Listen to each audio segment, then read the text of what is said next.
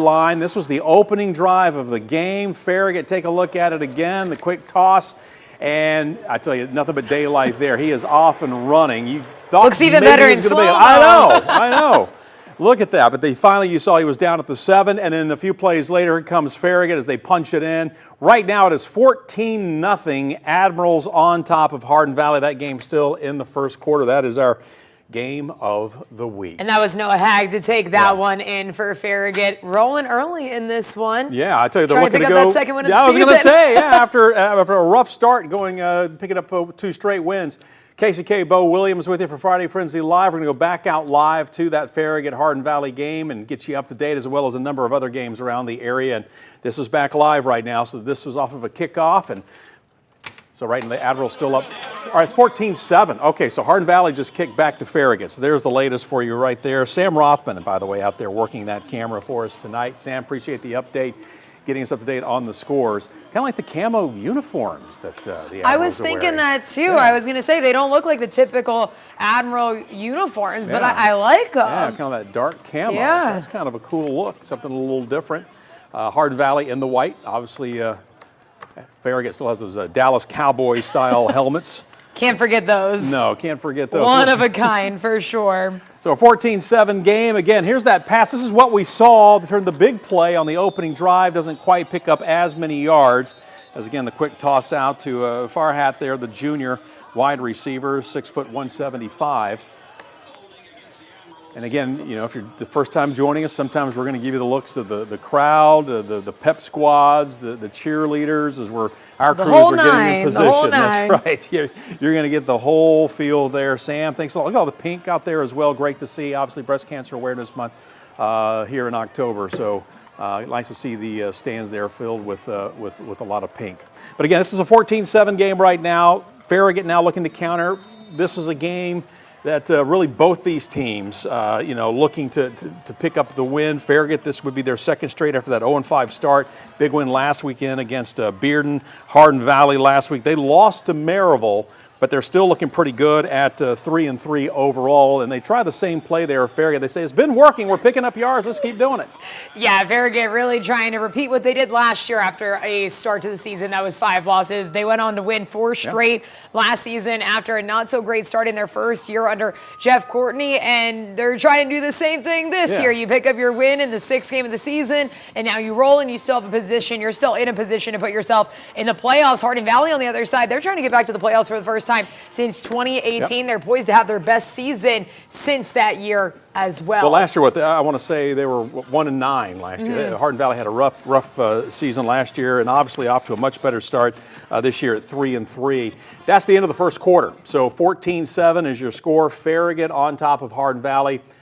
I want to say, if you're with us today during our newscast, what was it, 2019 was the last time I think Hardin Valley's beaten Farragut? It's been a while. Yeah, it has been a while. It's been a while since Hardin Valley has even picked up a region win. You got to go back all the way to 2020 to see that. So they're really trying to turn this program around under Tyler Wen. One of the ways they're doing it is really embracing the RISE acronym. I'm sure we'll get more into that a little bit later as we check back into our game of the week. But I mean, this program is one that is really trying to turn the page, get back to who they were kind of a decade ago, and kind of pick up some wins starting tonight. There's a time, Hardin Valley, they're tough to beat. All right, here's another game we've been watching for you. This is Central taking on McMinn County. This was just a short time ago as well. Central going up top with this one. And boy, what a nice grab. Almost dropped it, but a nice haul in. That's Badgett, the senior wideout, and taking it all the way in for the touchdown. This is a big game. You know, Central 4-2, McMinn County 5-1. Another game we're watching, Clinton taking on West. West there with the pick. This was just a little while ago as well. And he takes it. Does he take it all the way back? Looks like he does. I tell you what, West, by the way, on top in this one right now. Again, this is another one of those games we're going to keep watching for you. West this time keeping it with the quarterback keep. Few yards out, taking it in. 14-0. That is the score right now. West on top as they are taking on Clinton. Both those teams coming in at 1-4 on the year. And that's going to be Jack Harrison taking it in number 8 on that QB keep. Both one-loss teams, like you said, Bo, and I just like the celebrations afterwards. I'm like, how do they not come out of that all hurt, right? I always wonder if they have them planned. You see the Tennessee Vols, they have to have them planned in high school. Once in a while, you see a few that you're like, you had to have talked about that during practice, right? That wasn't just a day of a moment of decision. You had that in the repertoire. You had that in the closet ready to go. I knew I was going to fall backwards. All right, so again, Central McMinn County back live for you right now. Central on the road in this one. Taking on McMinn County Central. Last week we were bringing you that game. They lost to Powell 42-35 in a tough one. It was really a back and forth game. Central actually jumped out to the early lead. Powell kind of battled back, and then it was more like a ping pong match watching that one last week. McMinn County now 5-1 on the year. We're in the first quarter there. So we've wrapped up 1 quarter of play, and there you go. That's the lay of the land, 14-14. So this is going to be a tight one here as Central making the long trek down to McMinn County. Yeah, Central's had a couple years that just kind of are, for lack of a better word, mediocre. 5-win seasons the last 2 years. That was the least amount of wins the team has had since 2014. If they get a win tonight, they can pick up 5 already on the season. They can put themselves in a position to get a winning season overall for the first time in a while. All right, Clinton and West right now back with you live in this one. 14-0 the last time we checked in. We'll get you up to date here, 14-0 West. But Clinton right now with the football. Quarterback going to keep it, roll around the left side. Can he get around the end there? It doesn't look like it. Maybe picks up a few yards there on first down. So it should be second down. We'll give him 2. We'll make it 2nd and 8. From my angle, I can't tell, but I'm going to give him 2. Let's put Bo in as a ref. Why not as an official? That's right. He's right there in the action. We're already off to a better start than we were last week. Last week, every time we checked in on a game, we got a flag. So we haven't seen one yet. I hope I just didn't jinx it. But I'm sure you did. I'm sure you did. And you will let me know. Yeah, Clinton is coming off their first win of the season. They picked that up last week, 53-15 against Campbell County. We're back in action. Yeah, Cameron Anderson in some trouble there. Yeah.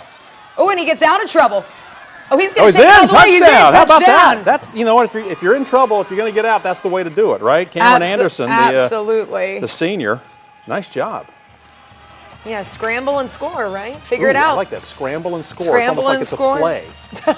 Hey, you never know. Maybe it is. Maybe you may have Jake Dawson's playbook. Who knows? You just created something there. I love it. All right, so Clinton gets on the board against West. West was up, as we told you earlier, but Clinton coming right back downfield here and punching it in. That was a key score for Clinton. Actually, I've got West with 21 now, so this should make it 21-7. We'll get you a look here at the scoreboard here in a second as the extra point is good. Let's see. We're going to zoom in for you. And, yeah, 21-7. All right, so 21-7. West has scored another one in there while we were away, but 21-7 is your score now. So that was huge for Clinton. Yeah, huge for Clinton. They're trying to add on to what they started last week. The key to beating West, in the words of Jake Dawson, is to control the tempo. Sometimes that means going faster, sometimes that means going slower, but Clinton has to be the one to control the tempo in this game if they want to be successful against the Rebels. All right, let's go back. Central, McMinn County, this one tied at 14, and we'll see if McMinn County can answer here against Central. Let's find out, let's see where we are right now. Let's see, actually, it's like Central's, let's see who's got the ball. Central got the ball back, it looks like. Yeah, as we mentioned, 14-14 game. And 3rd and goal, if I'm hearing the, there you go, the PA announcer, right. So this is going to be a big play for Central here. They're going to look to take the lead. All tied up at 14. Caden Long, the Central quarterback, has been huge for them this year. Yeah. Coach said he put on about 15 to 20 pounds in the weight room on the offseason, which has really helped him in year 2. They also have more flexibility to kind of use him in different ways because they have backups now, unlike they did last year. And there's the whistles as we look in on that one. Yeah, Caden Long, I mean, he can do it. He obviously, last week he was, 25 of 31, 411 yards passing. 3 of those resulted in touchdowns, but also 17 carries for 76 yards. Like you said, he's a dual threat back there. Putting on that weight, bulking up a little bit, has really improved his game. And they were hoping to get his legs moving on offense this year as Central came into the season. Coach Kevin Lane, said that last year they couldn't do it because depth-wise they just didn't have anyone behind him. They couldn't risk it. This year they do, and we're seeing them use Long in a little bit of a different way. Yeah, that's Jaden Harris lining up behind him, and you'll hear his number 0 called numerous times tonight. But yeah, Caden Long, like Casey's mentioning, we've had Central on here several times. He has been a lot of fun to watch here. And Again, they're knocking on the door, hoping to take the lead. Long goes airborne. Yeah. Oh, kind of overthrown. I don't even know if Cruz Jackson Garrison knew that one was coming. It didn't look like he even turned around yet. All right, 4th down, Casey. You make the call. 4th down on the 11-yard line. You can't get a first, so you know it's 4th and goal thanks to the penalty. Oh, looks like they're gonna. They didn't even give me time to call. It looks like they're bringing the field goal team out. I guess I'll get the easy points. I'll live to guess another day, Bo. We'll quiz you later here. I'm sure we'll have many more opportunities here. All right, so Central going to look to take the lead. Let's see if they can convert. It'll be a 17-14 game. Looks like they got number 29 out there to take the kick. Devin Cole, a senior. Should be a 28-yarder. There you go. Looks good. And looks like it's going to split the uprights. There you go. Beautiful late summer sky. Can we call it late summer? Early fall. Yeah, early fall. Yeah. All early right. fall. Doesn't feel like it, but it is early fall. It's going to be 80 degrees tomorrow, according to Ken Weather's newscast. It doesn't really feel like Ken fall. said if one of these games goes like multiple overtimes, it'll feel like a fall game when we get some hot chocolate.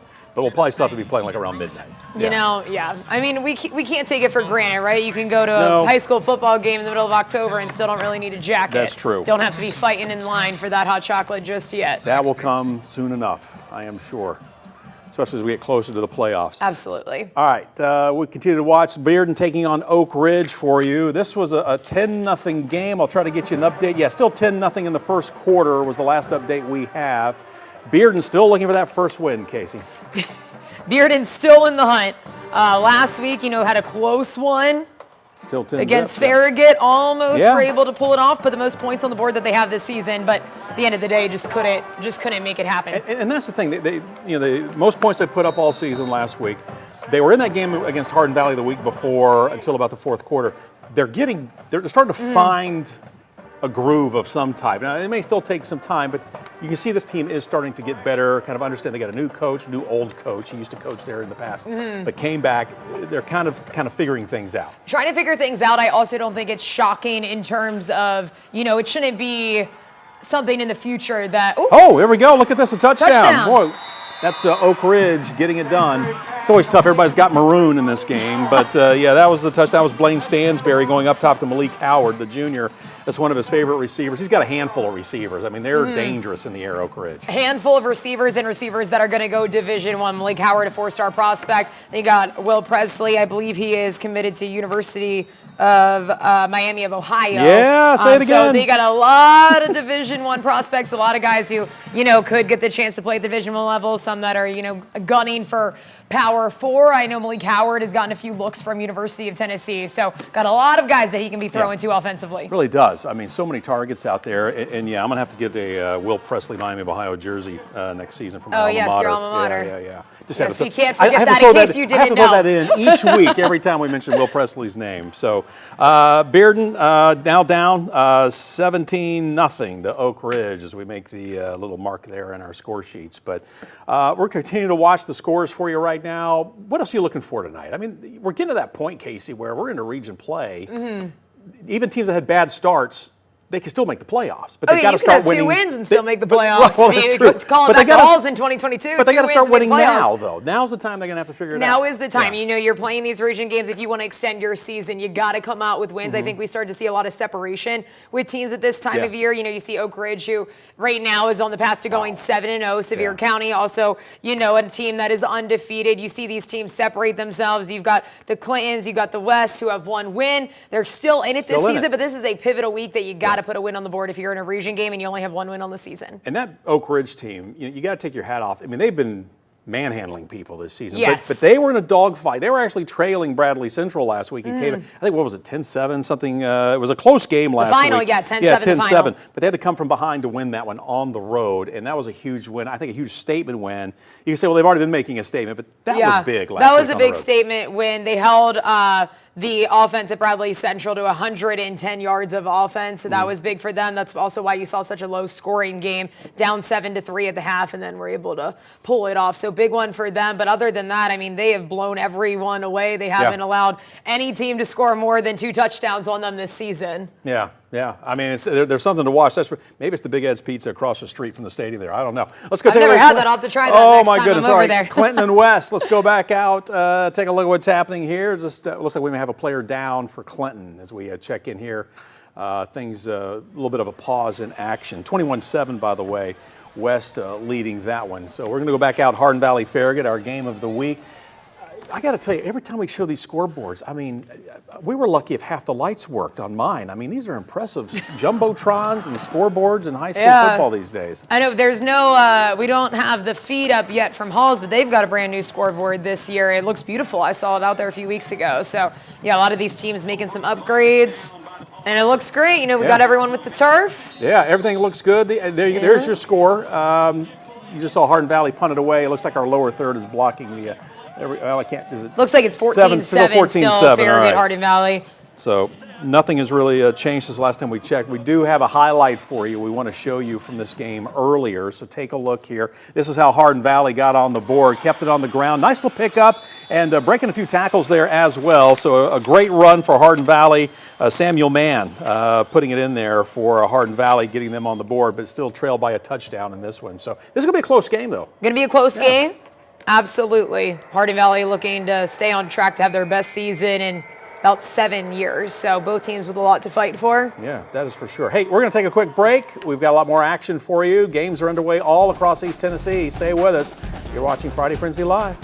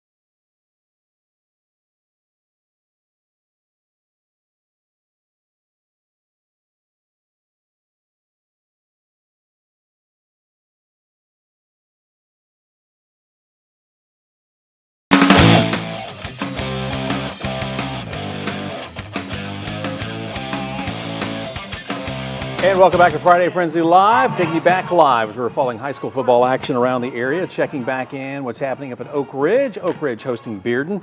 As we mentioned earlier, Casey, Oak Ridge coming into this one after a huge win on the road. Bearden getting better each week, but they still need to pick up that first win.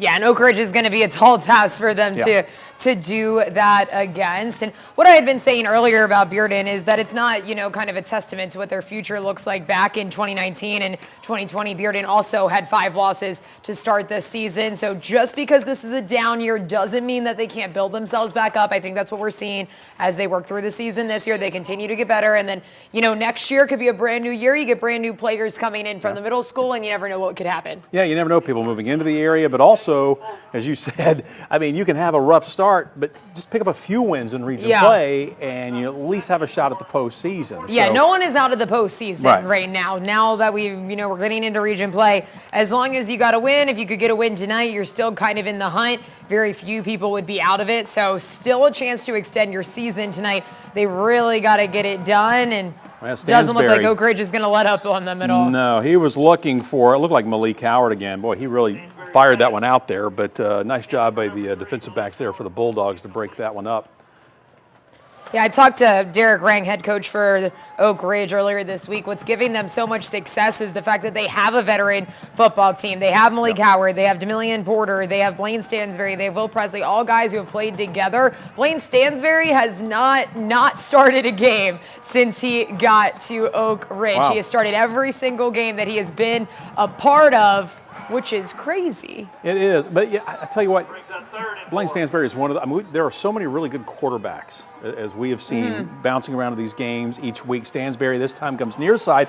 Nice job there, eluding one tackle, another one, and finally brought down. So a big pickup there for Oak Ridge to keep the drive moving, taking it down to about the 40-yard line. Looks like that was Adam Washington, number 11 on the receiving end. Another senior. Like you said, this team is just chock full of seniors and juniors. Yeah, very senior, very veteran heavy, and they just know what to do and what to do together. It's allowed them to play complementary football, in the words of Derek Rang. Offense good, defense good, but the thing that has stood out to Derek Rang is he said his special teams, that's what's been great. Yeah. So offense, defense good, but special teams for him, that's been the thing that has been great this season. Stansberry, he's up, there it is, there's the football. Fires this time far side. They're just kind of working the sidelines with this, taking the quick passes. Yeah, one side then the other. Not really going deep. They may be setting Bearden up, but, as long as these passes are working, they're picking up 8-10 yards a play. Why break away from it right now? Yeah, if it's not broke, don't fix it, right? Exactly. 1st and 10 Wildcats. So you heard there, 1st and 10 now for Oak Ridge as they continue to move a little bit closer to the end zone. Casey has, what is that? It's the top of my pen. It broke off, and now I'll just keep the pen point out. I'll probably get marker everywhere, but you win some, you lose some. That's all right. Last week Sam dropped her water bottle. We called it a studio fumble last week. I tried to fix it. I was just making matters worse. So we're just going to go with the pen top out this time. Looks like we got an offsides. Looks like maybe Bearden jumped. We'll see. The refs are coming in. Let's see if he was drawn offside or if this one's going to go against the Bulldogs. Looked like Elias Martinez may have jumped there. Yep. So here we go. Oak Ridge's offense has just been pretty incredible this year. I know obviously last week we saw them limited to 10 points, but other than that, they're averaging around 40, the low 40s on offense. Kind of looks like they're on track to do so again tonight. Stansberry again to Howard. Nice little spin move there. Didn't really get him any more yards, but it was fancy. We like it, a little spicy. Yeah, taking it down to about the 14. And that is a gorgeous shot of Blankenship Field. That has to be one of the most iconic fields in the Knoxville surrounding area. You got the steps, story behind the steps, walking down all of those to go to the game. Just such a deep tradition with the team. Yeah, there they are right there. There they are right there, yeah. From the 13-yard line. All right, let's see what Oak Ridge decides to do here. They'll stay in the shotgun. They pretty much work out of the shotgun. Rarely will you see Stansberry get up underneath center. This time they keep it on the ground. They're going to try to run around the far end, but Bearden got a flag down as well, but nice job by the Bulldog defense that time, and Wayne Gibson really had nowhere to go. Yeah, taken way back from the line of scrimmage See, there was a flag, though. Let's see what the flag's going to be here.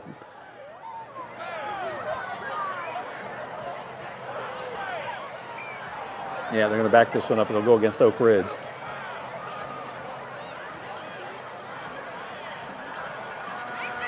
Taking a look at some other scores is while we're watching this for a moment. Hall's up 14-8 on Karns right now. Alcoa up 22-0 on South Doyle. So again, Alcoa up. Hall's, I'm being told, 21-8. So they have just scored again against on the road at Karns. Other games, Gallenberg-Pittman up a big 35-0 on West Green. Looks like Blaine Stansberry going for the pass. Not going to happen there. That's a little overthrown there. Looking for the deep ball right across the middle. We're going to go back to our game of the week, though. Farragut taking on Hardin Valley. This is a tight one, 14-7. Admirals on top. Farragut trying to get something going. Hardin Valley looking to pick up their 4th win of the season, and they're going to keep it on the ground. The Hawks, they're in the light blue. Got a lot of teams that have similar colors this week playing each other. So 21-7 there. We'll get a quick update. Sam Rothman, thank you very much.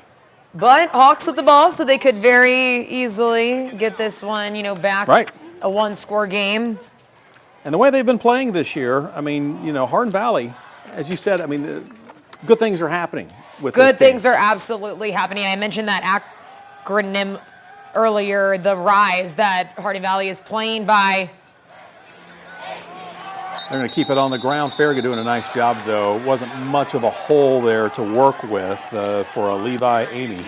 Yeah, not much place to go. But that RISE that Hardin Valley has kind of adopted as their motto this year: resilience, investment, selflessness, and effort. Those are the 4 keys to this Hardin Valley team, and they have been paying dividends to them following those 4 characteristics and playing by them as they've gone through this season. Like you said, sitting now at 3-3 and in a position to potentially make their first playoff game since 2018. They haven't won a playoff game since 2016, so they haven't won one in nearly a decade. Yeah. That year they made it to week 3 of the postseason, but nothing close since. And they haven't beaten Farragut. If you were with us during our newscast earlier, Sam Rothman mentioned it. Haven't beaten Farragut since 2019. Good luck at the Farragut head coach.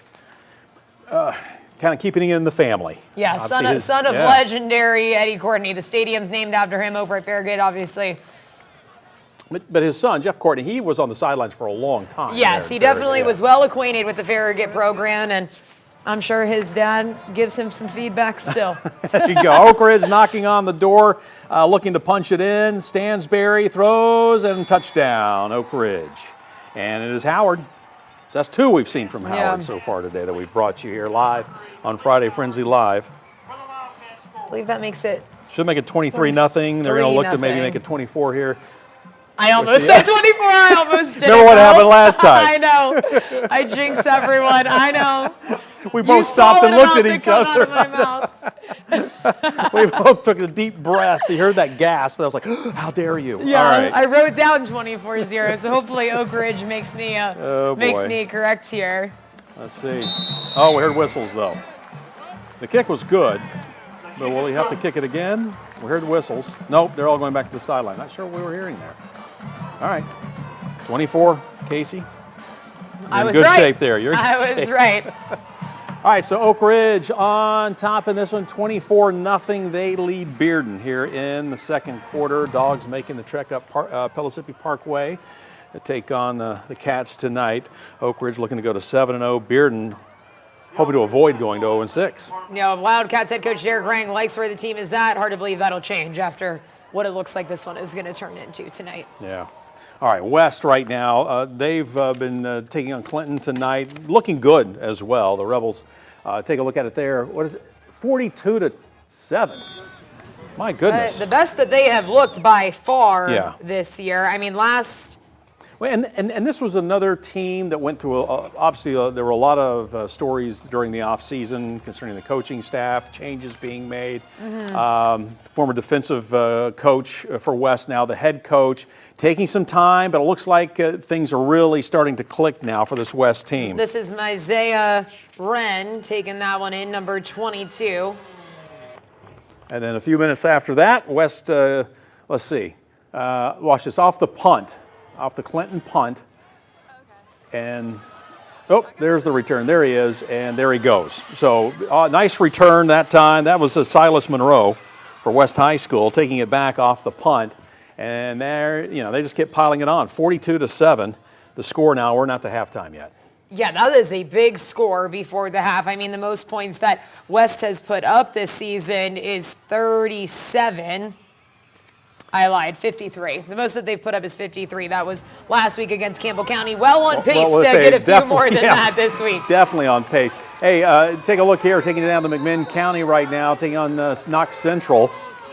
It was 17-14 last time we checked in. Central was up by a field goal, and it is still 17-14, 2:28 to go in the second. So still a little bit of time here until we hit halftime. But we have a holding call, it sounds like, against Central. Last year, one of Central's biggest struggles was the fact that they would lead at halftime, and then in the second half, they would let up. Nearly every single game they led at halftime, and then they finished the year with 6 losses. So that was a big focus coming into this year. So we see a tight score right now. Right. Closing in on the half, Central's going to have to come out and really fight in this second half to make sure that, they don't fall back into old habits, which they have avoided this year. And keep in mind, too, they're averaging 37 points a game. They've got 17 on the board right now. This team is averaging 37 points, so they're up by 3. We're going to have to keep an eye on them here in the second half. Still ahead for these guys after McMinn County. They got Halls, William Blount, and Karns. So not an easy road. Hall's playing better football. William Blount's had a good season so far, and Karns has been kind of up and down. They're going airborne. Here comes Long throwing right at you, and I think that was thrown to our photographer. Yeah. It looks like that she's on the team now. Kayla. I lied, it's Sam out there. Sam Granville at that game. So coming right to him, I wonder if he caught it. I don't know. He'd be celebrating right now. He'd be flipping the camera around, showing us. Did look like it bounced, so I guess he didn't get it. Badgett was the intended receiver. Are you sure? I'll give it, He was somewhere near. He was the only one that was authorized to catch the football that was close to us. How about that? All right, let's see what they do now. As again, the clock is ticking closer and closer to halftime here. Central would like to try to put a few more points on the board on the road to McMinn, just up by a field goal. It would feel a little bit better if they could get 7 here and have a 10-point lead heading into the locker room. Caden Long, he's going to go up top with it again. He's looking, and once again going to go deep. Kind of similar placement on the field. Cruz Jackson Garrison was looking for a flag on that one, but is not going to get it. That's going to bring up 4th down. Yeah, 4th down with 1:55 to go until they get to go inside and get a water break. With 20 yards to go, looks like they're going to punt this one away, and McMinn County going to have a chance to get some points on the board before we go into halftime. And McMinn County is one of those, we don't get to see a lot of McMinn County. They spend most of their time playing the teams out of the Chattanooga area. Yes. But they're 5-1 on the season. They've had a good year so far, and they're going to take the fair catch here off the punt. Right now, they're averaging about 44 points a game, so this could be a high-scoring affair when it's all said and done. Yeah, their offense has been stellar throughout this season. Even in their only loss, they still scored 42 points. Yeah, exactly. I mean, their offense is something. We're watching a number of games for you right now. We're getting in position for this one with Central and McMinn. Another game we're keeping a close eye on is our game of the week, Hardin Valley and Farragut. This should be a tight one as we make our way down the sideline, getting you ready to resume be right play in the here. action. Yeah, right. I mean, you are on the Farragut bench. We might actually go in and play this game. We might get sent in here in a minute. There's your score, 21-14. That's what so Hardin Valley has scored. They want to see you out on the football field running into Pater. That's why I'm standing here. Touchdown Hardin Valley. This happened a little while ago. You saw the scoreboard just a second ago. Brody Lamb popping it in there and making it a 21-14 game. So just as Farragut goes up 21-7, back on the Hawks. Back on the Hawks and back to being a one-score game. Going to be a fight tonight. I think it will be. This will be one. I mean, you look at it and you think, okay, 3-3 against a 1-5, but we're just not getting into region play, and this is going to be a huge game for both of these teams. I think Farragut is really starting to kind of find their groove a little bit, and as you said, it's kind of like last season. They got off to a rough start. Hardin Valley was one of those teams they beat about midway through the season, and things just kind of took off. And kind of took off. Yeah. One of the biggest things that Farragut is focusing on is that it doesn't matter, get better. Doesn't matter that you get your first win here, you're still going to, or first win last week, you're still going to continue to build on that and to take another step every single week, every single time. So it looks like, is Farragut getting ready to punt this one away? I think they are. So they're going to turn it back over. Hardin Valley's got a chance to even this one up before halftime. So a good punt. Going to get a little return here for the Hawks. Nice job coming back. I was trying to pick up the number. There. Yeah, a little bit of return. I want to say that might have been Rivers. There is a marker on the play. But it sounds like we had a flag down. So we'll come back and check on this one again in a moment. We're going to head back over to Bearden and Oak Ridge. So we'll take you back live. Again, the Bulldogs taking on Oak Ridge. This one's been all Oak Ridge so far. Not sure who kicked it. I believe it would have been Oak Ridge because I believe we were on this side of the field. Yeah, I think you're right. Yeah, it was a field goal, so 27-0. Yep, so 27-zip. Most likely that was kicked by Eli Pearson, who's been the kicker for Oak Ridge this year. Rang saying that he thinks he's the best kicker in the area in his own opinion. So doing things for Oak Ridge tonight for sure. All right, let's go back down to McMinn County. McMinn County taking on Central. Central had to kick it away a little while ago, but let's see how we pick things up here. McMinn County at home looking. They would like to go into the locker room with a lead. They trail 17-14 in this game. And let's see where we stand right now. Looks like, do we have another timeout on the field? Like you said, McMinn County usually plays the Chattanooga teams. The only other team they've played in this area or surrounding, in the East Tennessee surrounding area, is Lenoir City.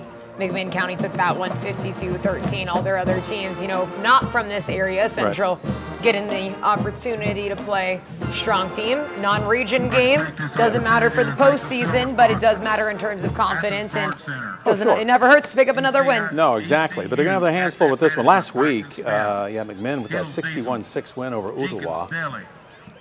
They've got Red Bank, Ray County, and East Hamilton after this one, still ahead for them.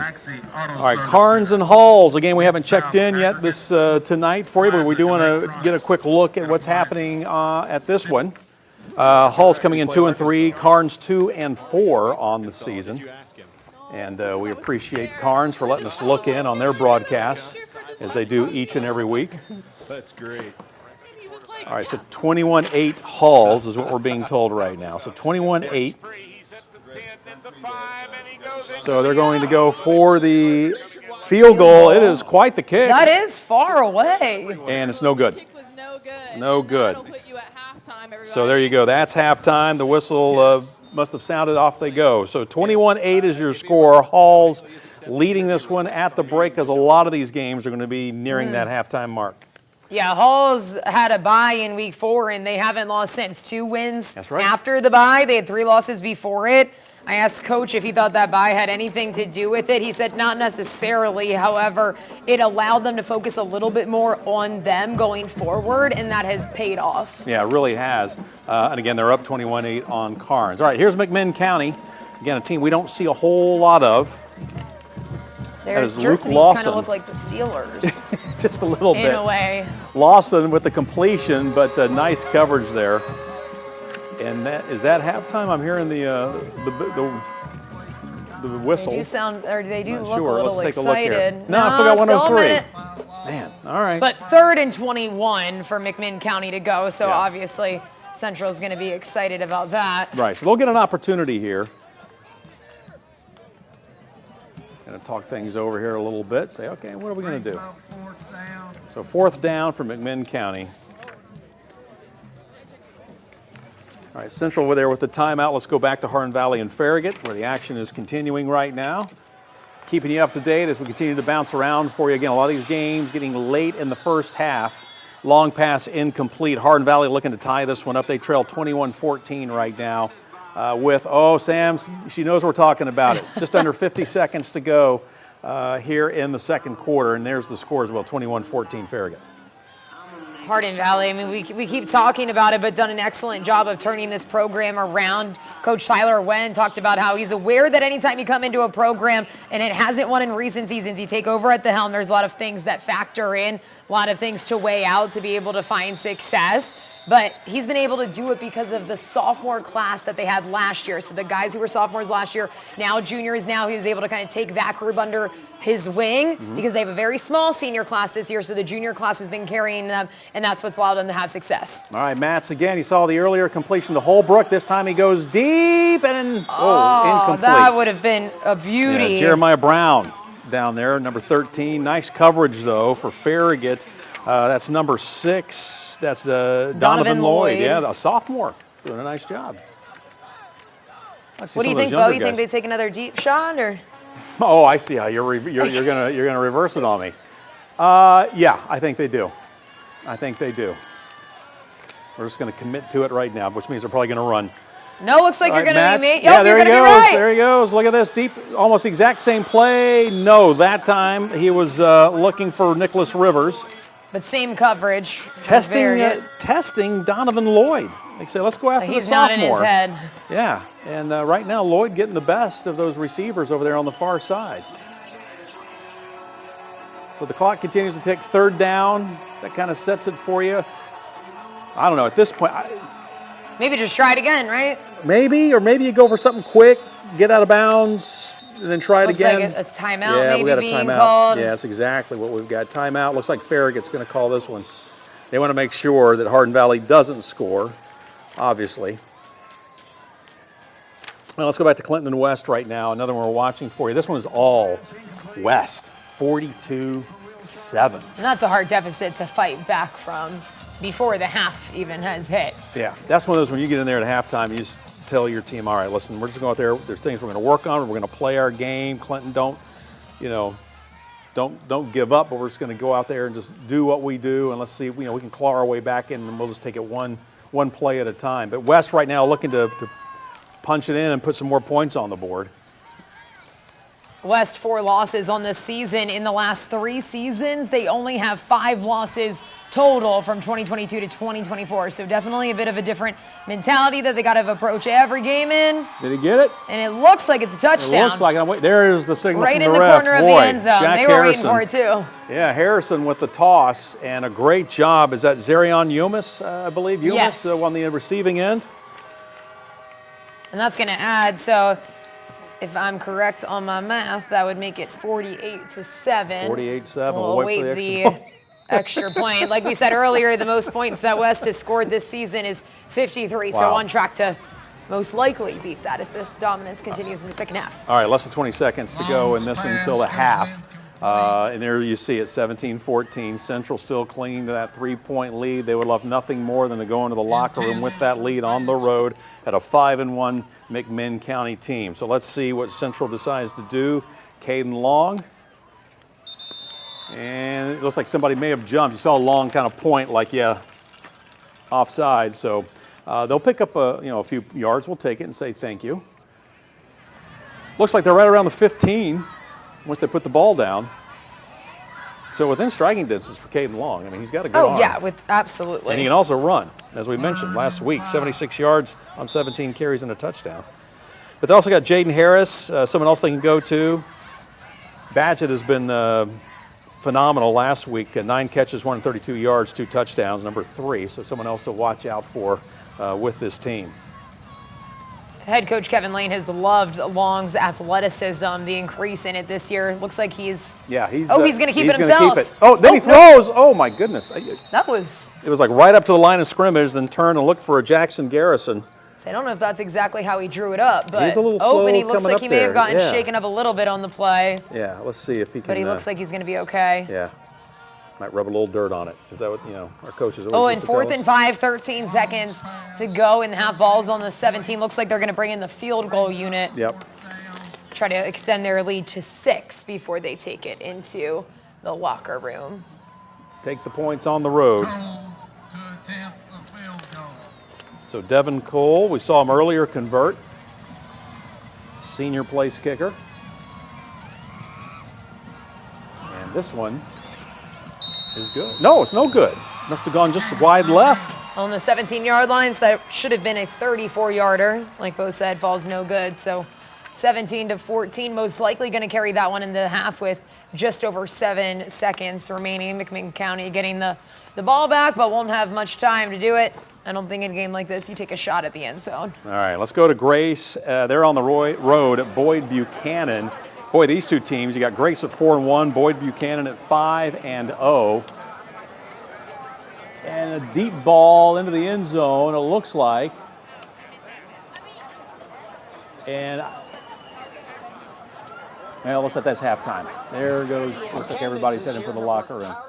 Yeah, it looks like they may have thrown one up, see if anybody came down with it, but and it looks like they had it. If someone up in the booth can tell me in the lower corner, I know we've got our graphics up there, but there's a scoreboard. It was 7-0. It's 7-7. There we go. All right, 7-7 the score as they go into the break. This will be one to watch. That's probably going to stay a tight one. Yeah, both these teams off to good starts this season. Last year, Boyd won 51-21. It was a high-scoring affair. I don't think that's going to happen this season. I don't either. Grace coming into this one 4-1, but barely, only a 3-point loss last week to Ambassador Christian School. And that was an overtime game. I mean, it was a crazy game. Yeah, and Boyd Buchanan undefeated. So they have been rolling, though. Their closest game was a spread of 20 points. So big work cut out for them for Grace tonight. But obviously, as we've seen history shown us this year, they have the clientele to do it. Yes, they do. That is for sure. Hey, we've got a whole lot more for you. A lot of these games going to halftime, but don't worry. We've got a lot to talk about. Stay with us. More Friday Frenzy Live in just a moment.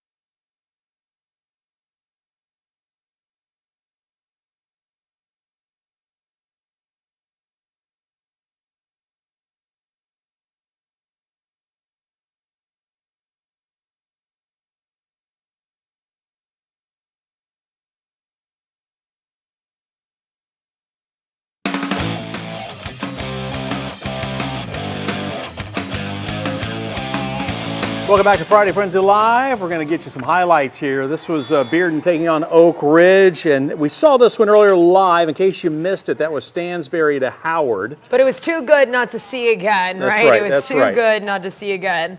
Then they get 3, right, Casey? Yeah, and this one should be Eli Pearson, and that's going to make it 27-0. Might get to see it again. Best kicker in the area, in the words of head coach Derek Rang, and then they're going to go on foot on this one. They were deep in their own territory and then just takes off towards the end zone. Can't quite make out a number yet. Looks like number 4. Yeah. And that's going to make it 34-0. I mean, that had to be about an 80-yard run there. I was going to say, I was exhausted watching it.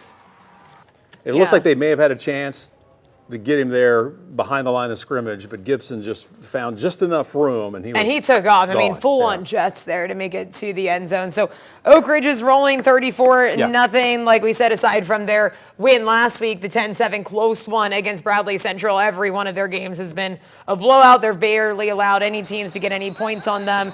All but 2 of their games, they it looks like they've got the ball again. Only allowed a touchdown. Yeah, I was going to say, every time we have tuned in on this one, Oak Ridge has had the football, and it looks like their offense is out there again. Timeout, though. It looks like Bearden has called the timeout right now to talk over some things here before the end of the first half. Again, this was 34-0. Oak Ridge on top. I mean, it's been all Cats from the get-go.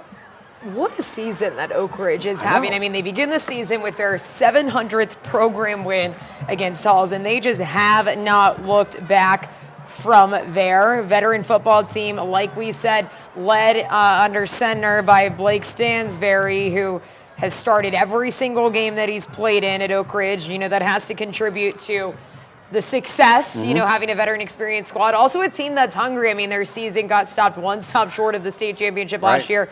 What a moment it would be if we could see them in Sevier County go back at it in the postseason, which is looking at 5A, looking like that could potentially really be a possibility. Yeah, we haven't talked enough about Sevier County, but they've played a few Thursday games. Well, that is true, but they haven't skipped a beat. They have not skipped a beat. They haven't lost a regular season game since early 2023, and they could be on track for another undefeated regular season, maybe even an undefeated season in general. Last year going 15-0 for the first time ever. All right, Oak Ridge, looks like maybe a turnover. I don't know. Let's see what happens. There's a flag there. By the way, we mentioned Sevier County. They're up 35-0 right now on Cotton County. That's a halftime score.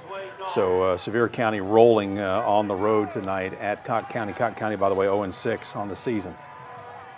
Sevier County, the complete opposite of that record on the season at 6-0 heading into tonight. So we had a fumble, turnover. Looks like Bearden recovered it.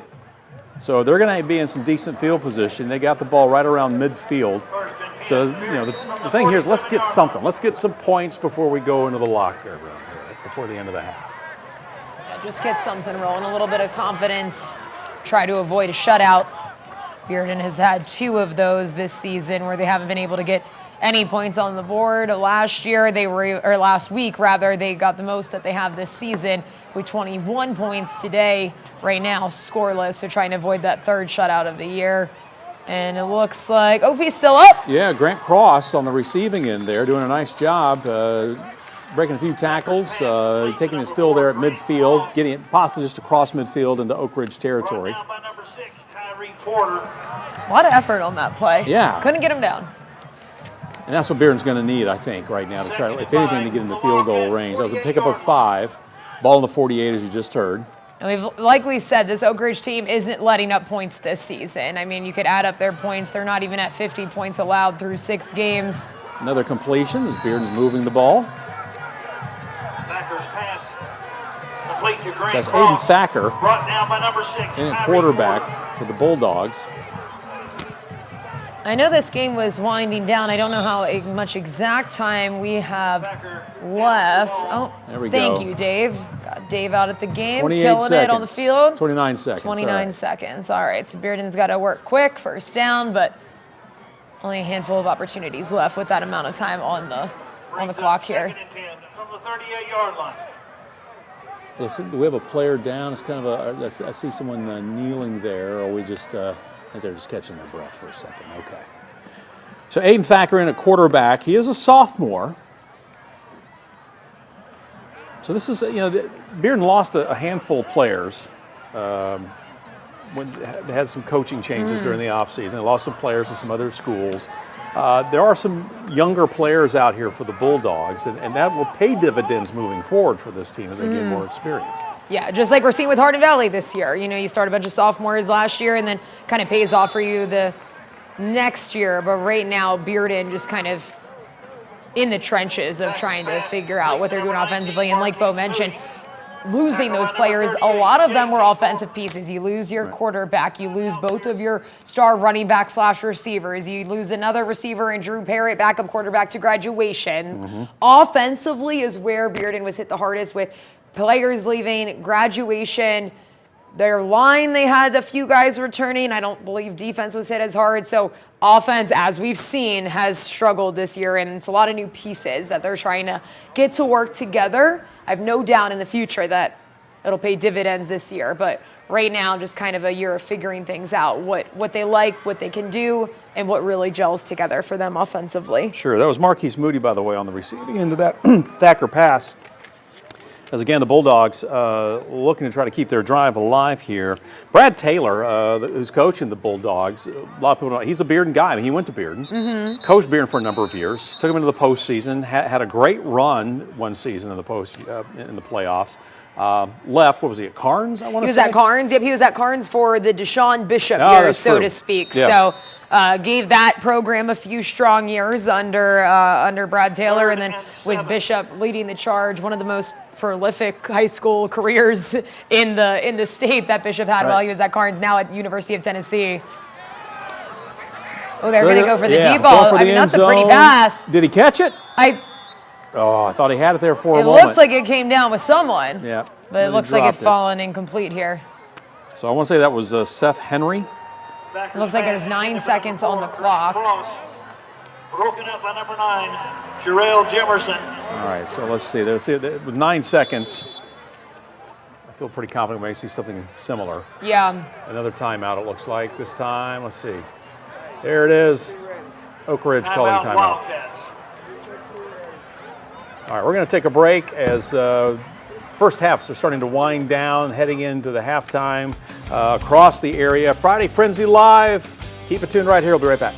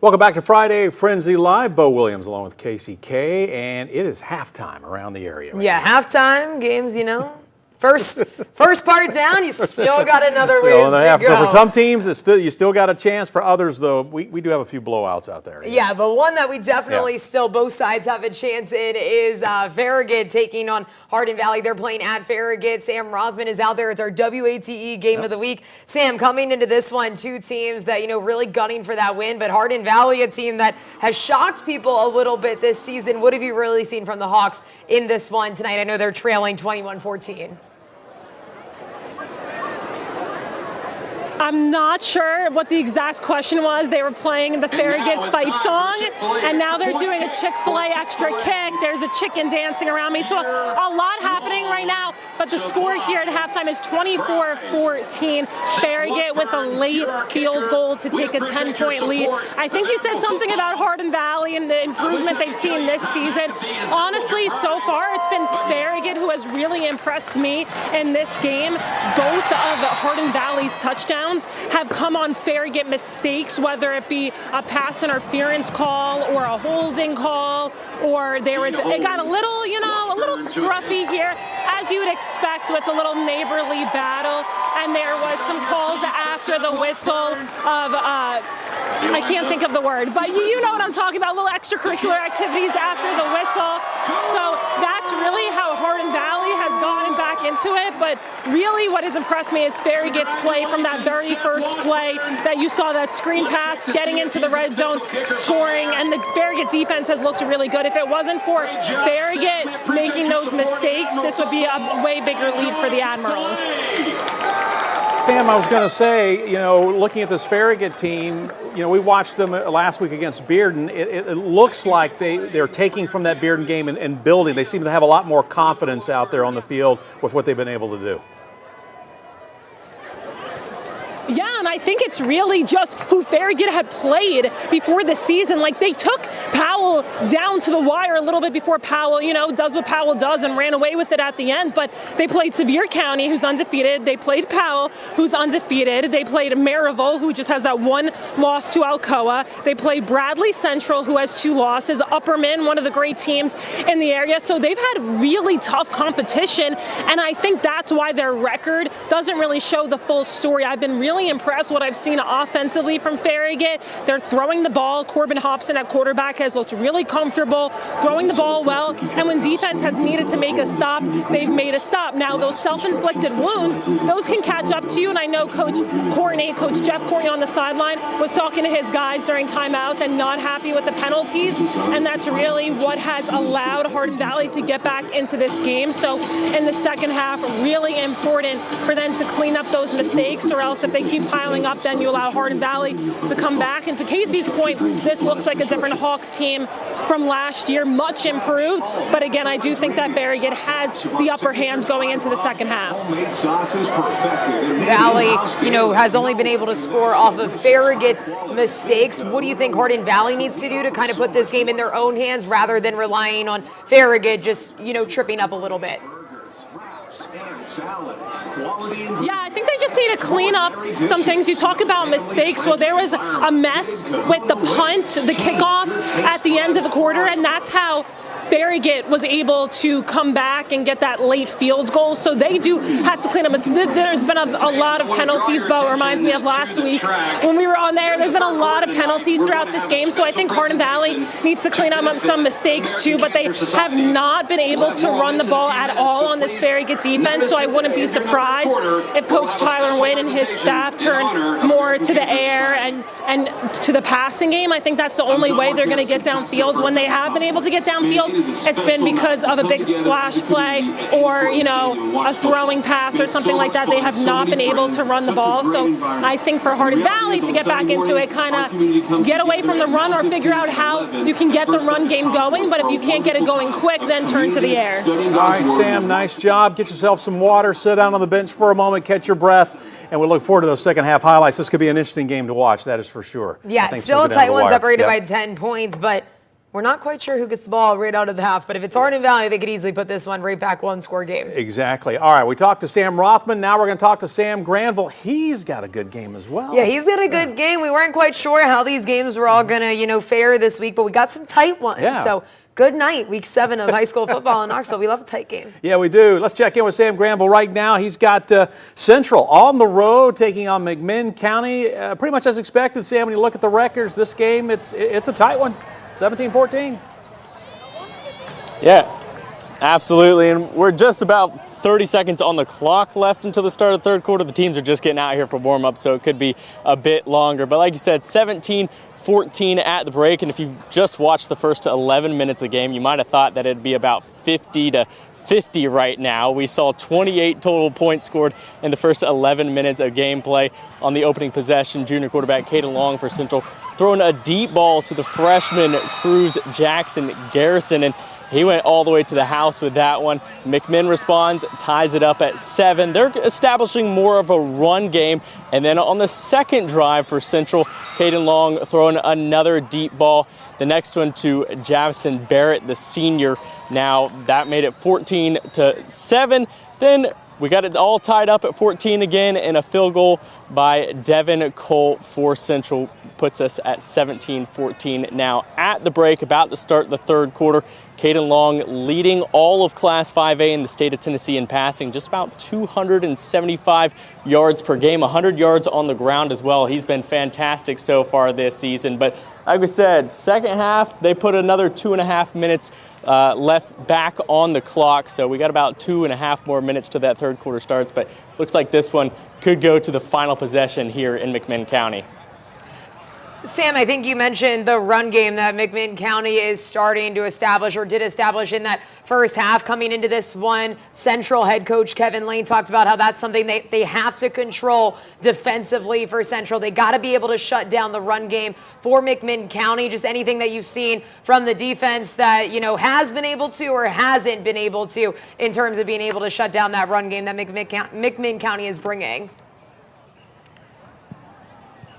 I think that is their game plan right now, is the run game, and Central knows that their DBs are having complete control on the back end. There's really been no over-the-top plays from McMinn tonight, and their Jakarian Dyer, the senior running back for McMinn, he's got some size to him. He's barreling up and down the field, and they're keying on that run. I think the defense over here with the Bobcats, they know that they're going to run probably at least 2 out of 3 plays on any set of downs, and they're focusing on that run. But again, it's worked out because they were able to put 14 points on the board, and they did score 1 passing touchdown as well. As the defense was keying on the run, they found the tight end in the end zone for about 10 yards. But yeah, that run game from McMinn is tough. The Bobcats keying in on it. We'll see what happens in the second half. All right, Sam, thank you. Like I said, they gave you an extra 2 minutes so you can finish your halftime report for us. All for you. All for you. They put that time on the clock. Just like that touchdown we almost saw you catch. That's right. Yeah, you had that long ball right at you. Hey, buddy, appreciate it, man. I thought about dropping the camera, but smart move. All right. Hey, we appreciate it. Good luck here in the second half. Looking forward to how this one wraps up. Stay with us. More Friday Frenzy Live. Got a lot of action coming up for you. Second half getting ready to kick off in a moment.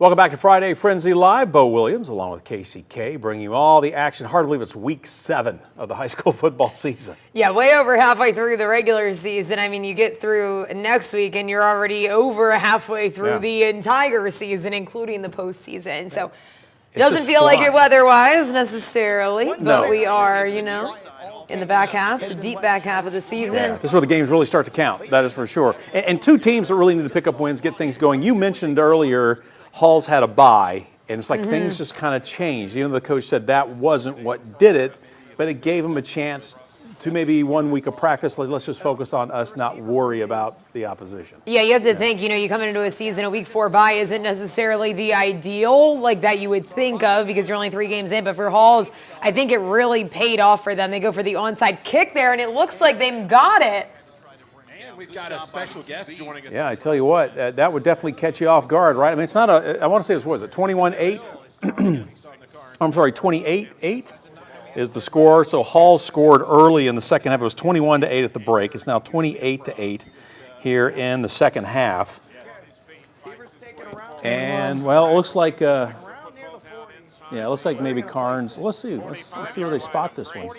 44-yard line. Bill's been out there in the action tonight. He's All right, seen it up close. He's been working on the zoom angles for us. Yeah. Never mind, it was a turnover. I think you're right there, Casey. It looks like it Hall's was Hall's. recovered One it, of the Hall's has it, players like kind of came out of nowhere and fell on it. So Hall's has possession here, looking to extend their lead. As we mentioned, they got a 20-point lead right now. We're early in the second half. Let's see. Looks like they keep it on the ground there. There we go. And a host of Karns players on the tackle. It looks like Amari Lethko. I believe that's Amari Lethko. Yeah, it looks like Amari Lethko. Quarterback held onto the ball. Yeah, it was Amari Lethko. I saw him go back, but hey, what am I? All right, so 2nd and 10, or 2nd and 8, it looks like it's going to bring up here for Halls. As again, they're up 28-8 on Karns on the road. This is it's Halls, by the way, on the road at Karns. Ouch. Woof is all I got to say, Cameron. And this time they're going to go for the pass. And let's see, it is complete. Great catch. This time down the Right sideline he goes. Touchdown. That's going to be a touchdown by Halls. Campbell Johnson made the tackle. So how about that? So another touchdown for Halls. They come out firing on all cylinders here in the second half. So Halls continues. They're running up the score right now against Karns. Karns is going to have to answer. Plenty of time, though, for that to happen. Let's go back to Hardin Valley and Farragut now here in the second half. This was a tight game, 24-14 at the break. The Admirals on top, wearing the camouflage uniforms tonight. And You they've love got to the see a ball. little bit of style with the uniforms here or I there. think the players like it too, right? They see it happening in the college and the pro levels. Yeah, you all the get different something a little uniforms. special. You feel a little bit better about yourself. You know, look good, do good. Big play here as they pick up, possibly get close to the first down here for Farragut.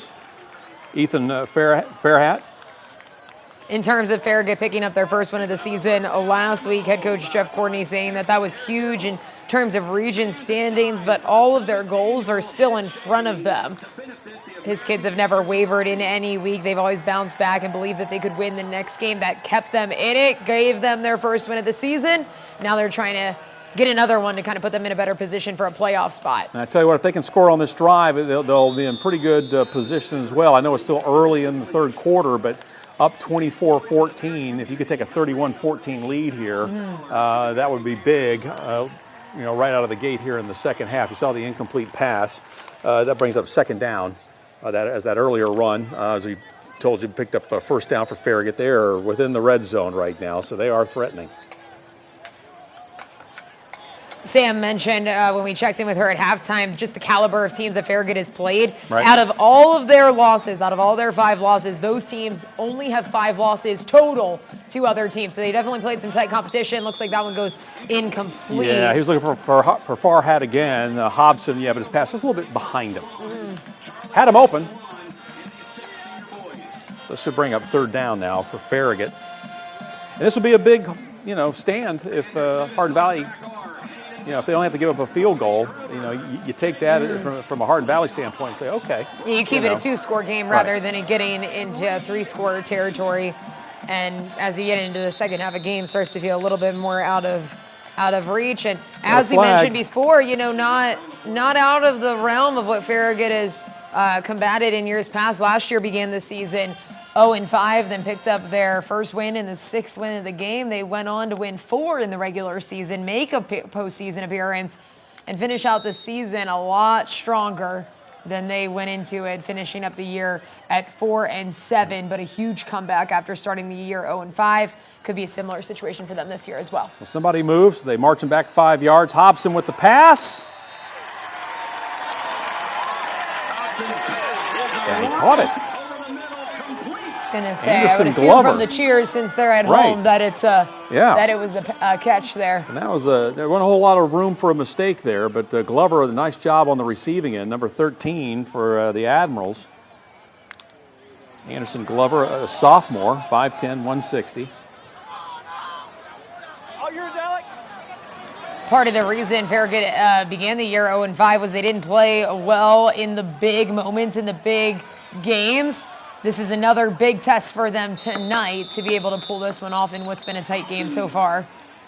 Nice job that time by Ethan Farragut. Again, we hit that number 7. He is getting his number called numerous times tonight. We've been checking in, but another flag. That's the second one we've seen, so we've rejoined this game live.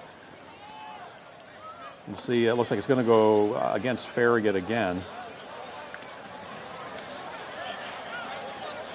A lot of teams this year are in the area who are either kind of on two sides of the spectrum, right? You have Oak Ridge, Sevier County, a lot of veterans, didn't lose that many people, but then you also have a lot of teams, West, Farragut, even Hardin Valley to an extent, that are still finding their footing.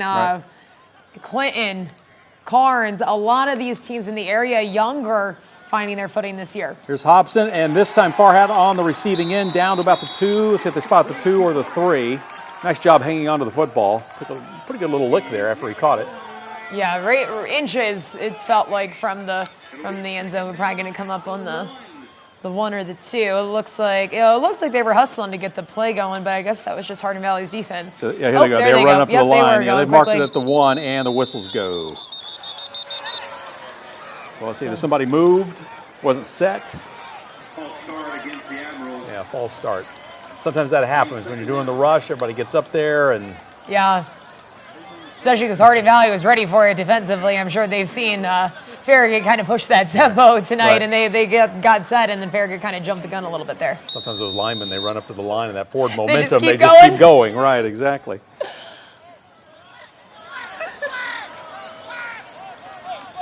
All right, let's see what Hobson and company do this time. Knocking on the door, looking to extend their lead here against Hardin Valley early in the second half. Nowhere to go with it. Yep, he's going to have to hang on to it. Can he find the end zone? No. He's short. I don't quite know what down we're on. Maybe Sam could kind of pan so we know. Third down. Oh, or I could have just waited to hear it from the announcer, I guess. I'm impatient. Sam, I needed to know now. That's right. All right, it looks like either we've got a player down or we have a timeout on the field. Regardless, Admirals are going to talk this one over. Say it's third down. We need to punch this one in, right? Yeah, in the center of that huddle there, Jeff Courtney kind of looking over his players. All right, let's go back to Central McMinn County while Farragut's talking it over on what they want to do. Third and goal. Back to Central McMinn County, 17-14. Central with the football, up by 3. Long turns, throws it back to his right for the completion. And Najee Taylor, the junior wideout, nice grab there, picks up a few yards. And this would be big, too, for Central. On the road, come out, try to extend that lead. Still up 17-14, but if you can pump it in or punch it in for 20, make it 24-14, that would be huge on the road here in the second half. Like we said earlier, second half, a big focus for Central, not just tonight, but this entire season. After that was their big struggle last year, and it kept them from having a winning record at the end of the season, and kept them from, progressing further in the postseason. They just lost leads after the half. They'd go in with a lead and wouldn't be able to continue it in the second half. So big opportunity to kind of change that. Long on the quarterback draw, gets a nice block and breaks one tackle before eventually being brought down. So big pickup there. Central, by the way, 3 of their last 4 games are going to be at home. So that's huge for them going down the Yeah, stretch. yeah, absolutely. And we saw Caden Long there using his legs, using the run game. As we mentioned, that's something that Central has been wanting to do with him, but because they didn't have a backup, they had no one else that they could go to last year. They didn't want to risk getting him hurt, but now we're seeing that kind of play out a little bit more this year. All right, Farragut punches it in. Charlie Noble, the senior, running back with the touchdown. So whatever they talked about in that huddle must have worked because on that timeout, because Farragut puts 6 more on the board. They'll try to add the extra point here and extend their lead. That was 24-14, so they'll look to make it 31-14. As right now you can see 30 points on the board right now for Farragut. So we'll see if they can convert and extend that lead on Hardin Valley.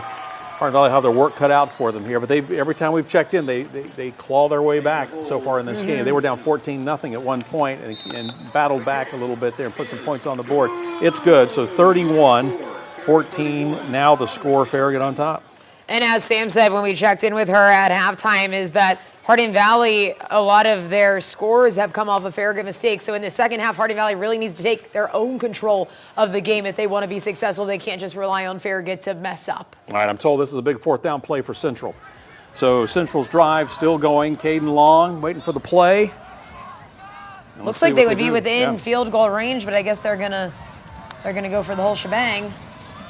Keep it on the ground. They hand it off to Jaden and Harris. It's fumbled. Yeah, he drops the ball. And it looks like McMinn County is the one to fall on it. Popped right out under his elbow there. And maybe that's what McMinn County needs. Maddox Frazier, the sophomore, on the recovery. As again, this is a 17-14 game. McMinn County coming in on a 3-game winning streak. You don't want to give them any momentum at home right now. Give them any reason to maybe try to get a little confidence and get things going. And who knows, that turnover could be exactly what they were looking for. Yeah, we just got a glance of the stands. That is a huge stadium. Yes, it is. That is a huge stands up there. But yeah, McMinn County 5-1. You mentioned it earlier, Bo. They're averaging about 44 points a game. Their offense has been stellar. Even in their loss, their sole loss, they still scored 42 points. So you don't want to give them any ammunition. Your defense makes a move. Offensively, you want to be able to capitalize on it. You don't need to give McMinn County any chance to have a little extra momentum. You want to shut that down. And big factor coming into this one was wanting to shut down the run game. And right now, that run game is running all over and looks like it's going to run all the way back. That's Ja'Karen Dyer, the senior running back. And that is a huge play. What a way to answer off a turnover. McMinn County. I mean, he had nothing but daylight when he got around that end, but a big, big play there for McMinn County. And again, this is maybe what they need. They've been, we talked to Sam Granville a little while ago. He was talking about how it just didn't seem like they could quite get things going. Central seemed to kind of have an answer for that running game, but you saw there McMinn coming out with something maybe a little different. Yeah, they kept it on the ground, but instead of going up the middle, they went wide and paid off for them. Yeah, and Sam also mentioned how this game kind of stalled a little bit. Got off to a lot of points right off the bat. 28 points in the first 11 minutes, then kind of slowed. So that was obviously an explosive play to get some life back into this game, so to speak.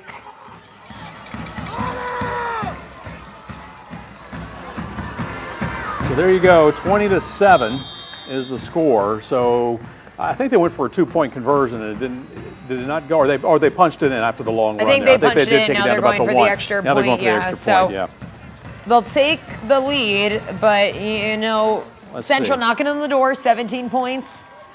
This is going to make it 21-17. So McMinn County with a 4-point lead. But, I mean, those are the self-inflicted wounds that you can just not have. They had a nice drive going. Then they turned it over. You saw the fumble. And, boy, 2 plays later, McMinn County is on the scoreboard. It all started with Maddox Frazier on the recovery. And then Ja'Karen Dyer with the long run. And then they punch it in, and right now, you can see the score there. The Cherokees back on top, 21-17. Luke Lawson, the quarterback there from McMinn County, and that offense, boy, they didn't waste any time there. And that shows just how good they are. Oh, yeah. Central head coach Kevin Lane knew that he was going to be a problem. Their quarterback said that he's playing at a really high level, and that Central was going to have coverage, have their right spots in coverage to make sure that they would be able to defend against him. All right, stay with us. We'll be right back. More Friday Frenzy Live in a moment.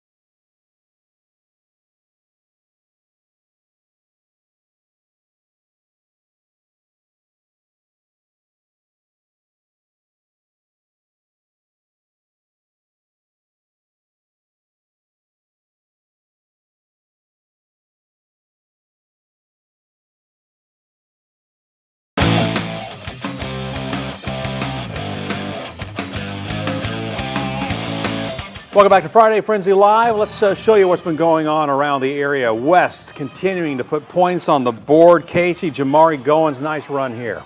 Yeah, Goins is going. He's going all the way to the end zone. And West is rolling 56-14. That's going to be the most points that they've put up offensively this season. So they're getting something moving offensively. And then over to Farragut. We caught the tail end of this one earlier, Bo. Now we get to see it in full action. Yeah, Charlie Noble with the score there for Farragut.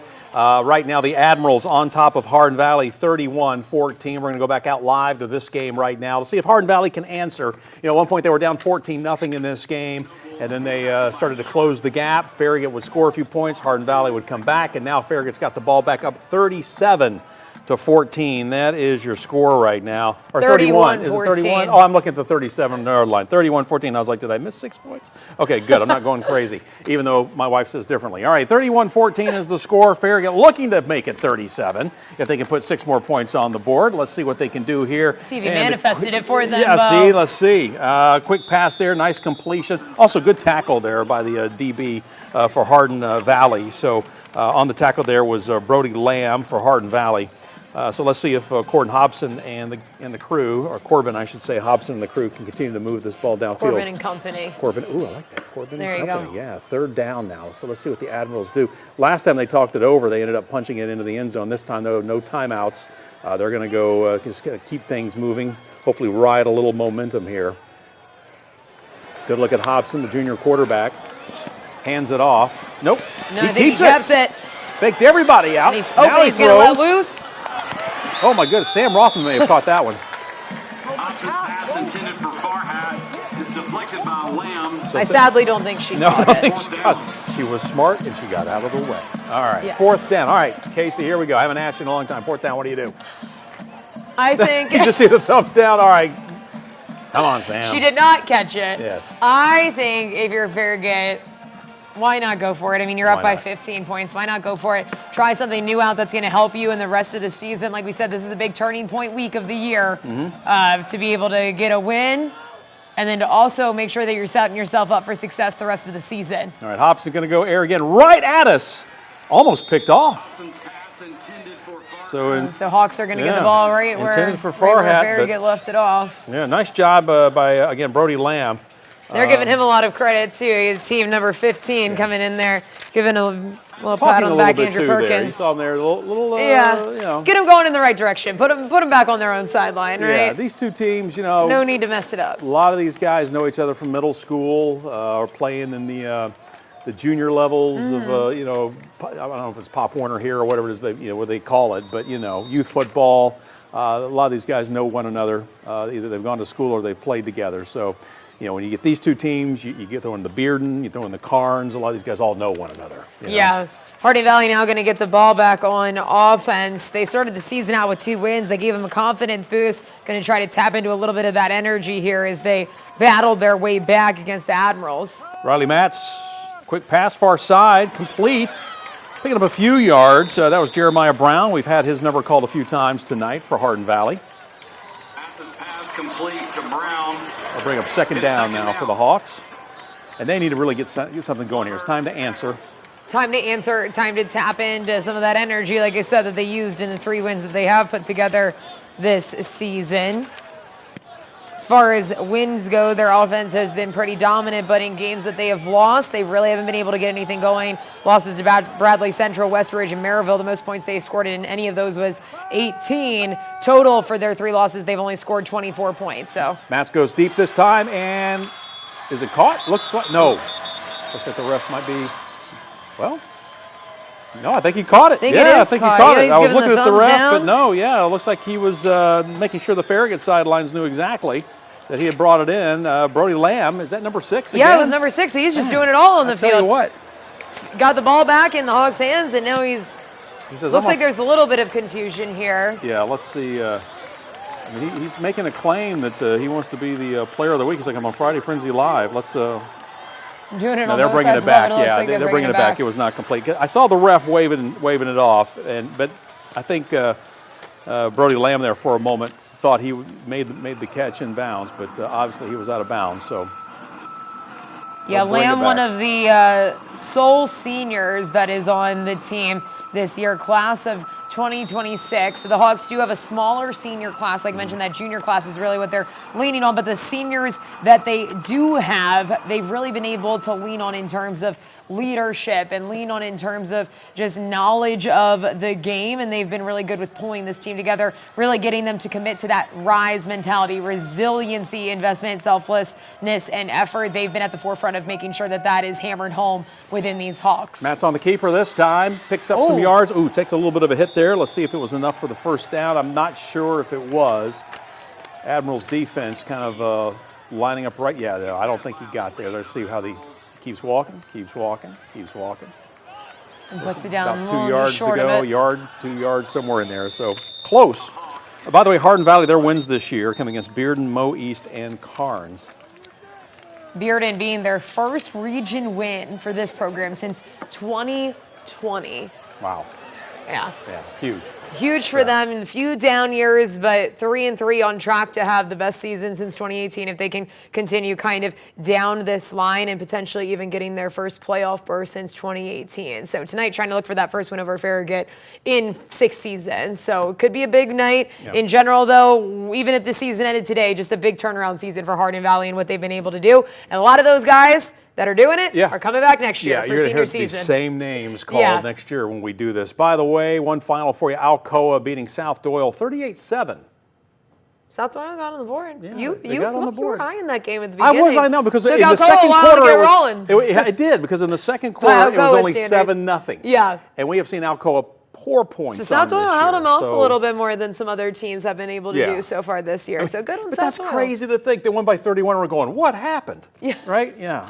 But anyhow. Alcoa picks up another team in the area that is undefeated heading into what's going to be week 8 of the high school football season. Class 4A hasn't slowed them down at all, Bo. Not at all. Alcoa continues to roll. Put them in 6A. Yeah. Hardin Valley with Farragut. Well, they have a couple 6A wins under their belt this year. Hardin Valley, again, we're back at Farragut. Taking a look here again as these two neighbors out in West Knox County going at it. Casey's been talking about Hardin Valley and what they've been able to accomplish this year. They're hoping to pick up their first win against the Admirals since 2019. So they've still got some work to do as they are in a hole 31-14. But they have the football. So let's see what happens. Matz hangs on to it. And, oh, my goodness. He's going to get thrown back by the Admirals number 8. That toss, yeah. He just kind of picked him up, carried him backwards. Yeah, kind of put him back. Say, you're not going anywhere. You're going to stay right where you are. So it looks like Sam maybe switching sides on the sideline, or maybe she's just coming down a little bit more. We'll see how this one gets set up. Let's go back out to Clinton, it was Fulton and Carter. Yeah, let's go take a look at Fulton and Carter right now. At the half, it was 21-0 Carter. On top of Fulton. So it looks like we got a play coming in here. So let's see. No, this is going back to West. This is West in Clinton is what we're looking at right here. And that's the touchdown. Was that the Clinton touchdown from earlier? Yes. All right, so this is Clinton at West. And again, take a look at it one more time there. Well, you saw the pass play. Okay, here's the Carter game that we were talking about just a moment ago. And Carter, nice touchdown there, taking on Fulton tonight. So, Carter, they've had a great season. Let's see. It was Clinton Knight, I believe, number 22 from Carter. Yeah. Kind of hopping into the end zone there. So a big touchdown for Carter. Carter coming into this game 4-2, looking to go to 5-2 on the year. Fulton, one of those teams right now still looking for that first win of the season. One of a few teams in this area still trying to get that first win. And we've had a couple of the Fulton games this year. That game against Gatlinburg-Pittman, they played Gatlinburg-Pittman tough up in Gatlinburg until about the fourth quarter. And then it's kind of all fell apart. It kind of ran out of gas, and Gatlinburg started to pull away on that one. All right, we're back out at Farragut now. Farragut taking on Hardin Valley.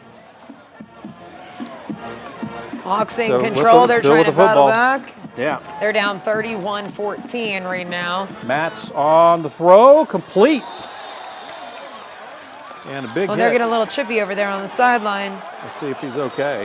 The Hardin Valley fans weren't too happy over there. Some of the players coming over as well.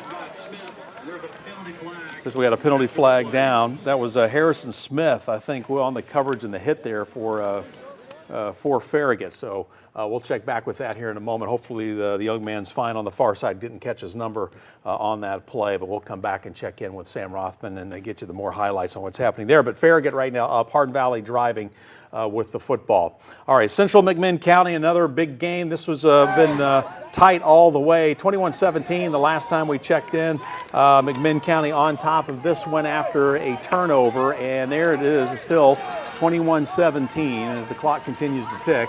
Yeah, we're in the fourth quarter now. Fourth quarter, yeah. McMinn County on 4th and 3. Looks like they're going to punt it away, and Central's going to get their chance to try and come back. No points yet in the second half. Struggle of last year. So he picks it up off the bounce. Almost a face mask. Nice job running toward us, and a big return. What looked like maybe they're going to have it deep in their own territory. Good job on the return that time by Central to get some better field position. Torrin McAfee, the senior, on the carry there. By the way, that was Luke Lawson, the quarterback for McMinn County, on the punt. So I was going to say, he looked kind of familiar. Yeah, I looked a little familiar. That number 4, shades of Danny White with the Dallas Cowboys back in the day. He was the punter and the quarterback. So, you know, you never knew if they were kicking or if they were going to fake the punt. So you had to play them honestly, that's for sure.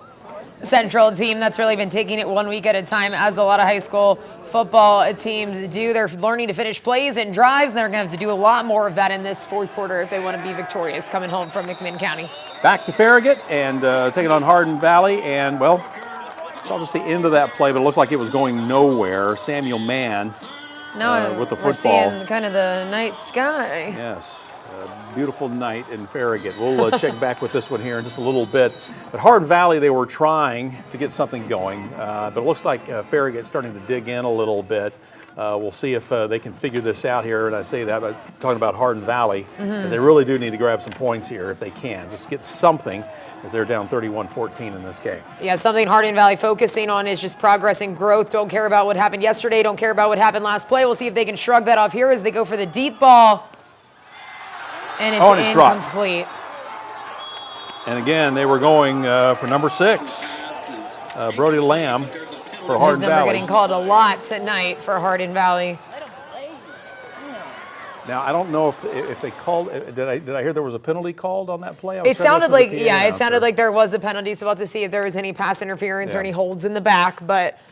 Doesn't seem like their offense can really get much moving right now. It doesn't seem they can close the door, the drive. They're in Farragut territory. They just can't get any further. I mean, they're kind of stuck. Yeah. Which goes right back to what Sam was talking about. They're only 2 touchdown scores coming off mistakes that Farragut made, and Farragut really hasn't made that many mistakes now in the second half, and we're seeing that reflected in the fact that Hardin Valley hasn't been able to put a score on the board. All right, let's take a look at Clinton taking on West. Clinton has scored again. They were down big in this game. And Clinton, nice catch there, and we're off and running. So big play here for Clinton as they take it the length of the field. Austin Phillips, a sophomore, with the touchdown. So 56-21 as Clinton puts 7 more on the board. Now again, you're saying, okay, that's 56-21, but you know, hats off to Clinton. They're not packing up the bags and starting the bus.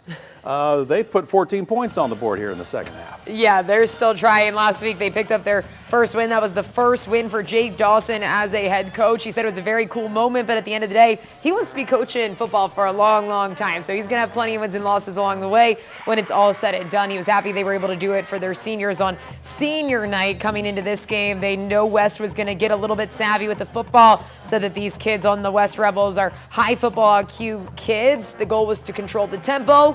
Looked like they did that early, but then it kind of got away from them as now West leading 56-21. But like you said, good for Clinton. They're still fighting back.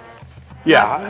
Not giving up, not letting down, not backing away. No, only 2:32 to go in this game. So West has got them. And to West's credit, they may be using some of their younger players now, giving them some reps. They don't want to have anybody injured as they continue to move forward this season. Speaking of West, let's see, I'm taking a look here. 4 games left for them. Let's see, for West, they've got William Blount, Karns, and Powell. That's a tough stretch for West moving forward, especially with Powell there at the end. That William Blount game will be interesting to watch. I believe that's on the road down in Blount County. And Karns could be a good game for them as well. Karns tonight taking on Halls. All right, Central and McMinn County. Well, let's head back south again and pick up the action. Central with the football, and looks like they're driving. Looks like quarterback Keat from Caden Long. He's just going to plow right into traffic there. Knocked over one of his own guys as well. Over him. Yep. Hey, Coach said he put on a little bit of weight in the offseason, kind of helping him out here in the run game, can run right through that line, try to bust through. All right, so there you go, 21-17. That is still the score, and we're in the fourth quarter with about 8 minutes to go. So this would be huge here for Central if they can score some points here. As again, this is still anybody's ball game. We're going to go back to Farragut for a second. Get you up to date on what's happening there. We'll keep you up to date on what's happening here with McMinn County and Central, but Farragut, Hardin Valley, let's take a look here. Hardin Valley, we're being told they finally punched it into the end zone, and there you go. So that's a huge score on this drive. It took them a while, but they were relentless. Samuel Mann on the touchdown for Hardin Valley, and there you go, 31-20 now the score. So Hardin Valley, they're not going away quietly, that is for sure. Yeah, they're not going to go away quietly. Making it a 2-score game. And all right, so let's go back to McMinn County and Central. So Hardin Valley is putting some points on the board. That game not over. It was 11-point differential there. We'll check back with that one in just a second. Here's Central. They trail McMinn County on the road, Long with a big run. Really relying on him for the run game as much as they are going to him in the air, which is on track with what Kevin Lane told me earlier this week. Like we've mentioned, just being able to use Long in that run game, being able to use him in different ways rather than last year they were a little bit limited. And they're in the red zone now, so I mean they are threatening. And keep in mind, Long, he's a junior. They're going to get him back again next year. His growth physically and mentally, something that's really stood out to his head coach in terms of Caden Long, quarterback, just his leadership qualities of being able to control an offense as well have been kind of keys. And he's going to keep it again. He's going to keep it again. I mean, like we said, if it's not broke, don't fix it, right? Just keep going. He's close. Maybe down about the 1-inch line, I think, here on this one. They are knocking on the door. This would be a huge touchdown. Now, something impressive about Central, their losses, while they do have 2 of them, both separated by a touchdown or less. So their loss to Dobbins-Bennett in week 1, 6-point loss. Their loss to Powell last week came down to the wire, 42-35, so just 7 points separating it. So a tight game like this is not out of the realm of something that Central has seen this year, yet they have not come out on top of a close one. They were pretty tight with West a few weeks back, 29-21, but they haven't been able to pull out as many as they've kind of fallen on the wrong side of history with them. McMinn County just closed the door on that carry. They were hoping to punch it in Central from just about a yard out, but McMinn County said no. McMinn County right now only giving up on average right around 21 points a game. They've already given up 17 in this one. But they're a tough team to score on. So that's 3rd down now, as you see there. Thank you, Sam. Sam Granville manning the camera. We always say when you see the photographer go to the back of the end zone, that means you're expecting a score. Expecting greatness. That's right. So Long now. Let's see. He's got Jaden Harris in the backfield with him. That's number 0. Kind of the duo we've seen tonight back there, Bill. Yep. And you think they give it to Long, or you think McMinn County's kind of figured out the run game that Long has had? I think he's going to hang on to it because he's got nowhere to go. He's got some room. Yeah, I don't know if that run game was by design. It looks like he may have made it through the. Yeah, he did. There you go. All right. There you go. So Central's going to take the lead. Their first points of the second half coming kind of midway through the fourth, but getting something rolling. So this would make it, if they get the extra point here, make it a 24-21 lead. Right now it's 23-21. Under 8 minutes to play. And he gets a big hug there. Hugs all around. And again, he's only well-deserved hug. Central trying to, I mean, a few plays go different ways. Central sitting undefeated on this season. So I would say that they've been a little bit of a surprise this year. If they can kind of pull off this one tonight, they go 5-0. Then you said they get 3 games at home in the next 4 weeks. So it could be prime for Central to have a pretty big shot here this year in the postseason. So there's the extra point. It is good, so we'll add one more to the scoreboard. 24-21, Central on the road at McMinn County. And again, not a regional game, but a huge boost, just a mental, just a win to take back, put it on the mantle and say, boy, this is great as we now have to close out the region season. Yeah, being resilient and tough, 2 characteristics of this Central team that they're tapping into now. 5:31 still to go in that game. Stay with us. We got a lot more going on. Friday Frenzy Live. Bo Williams, KCK. We'll be back.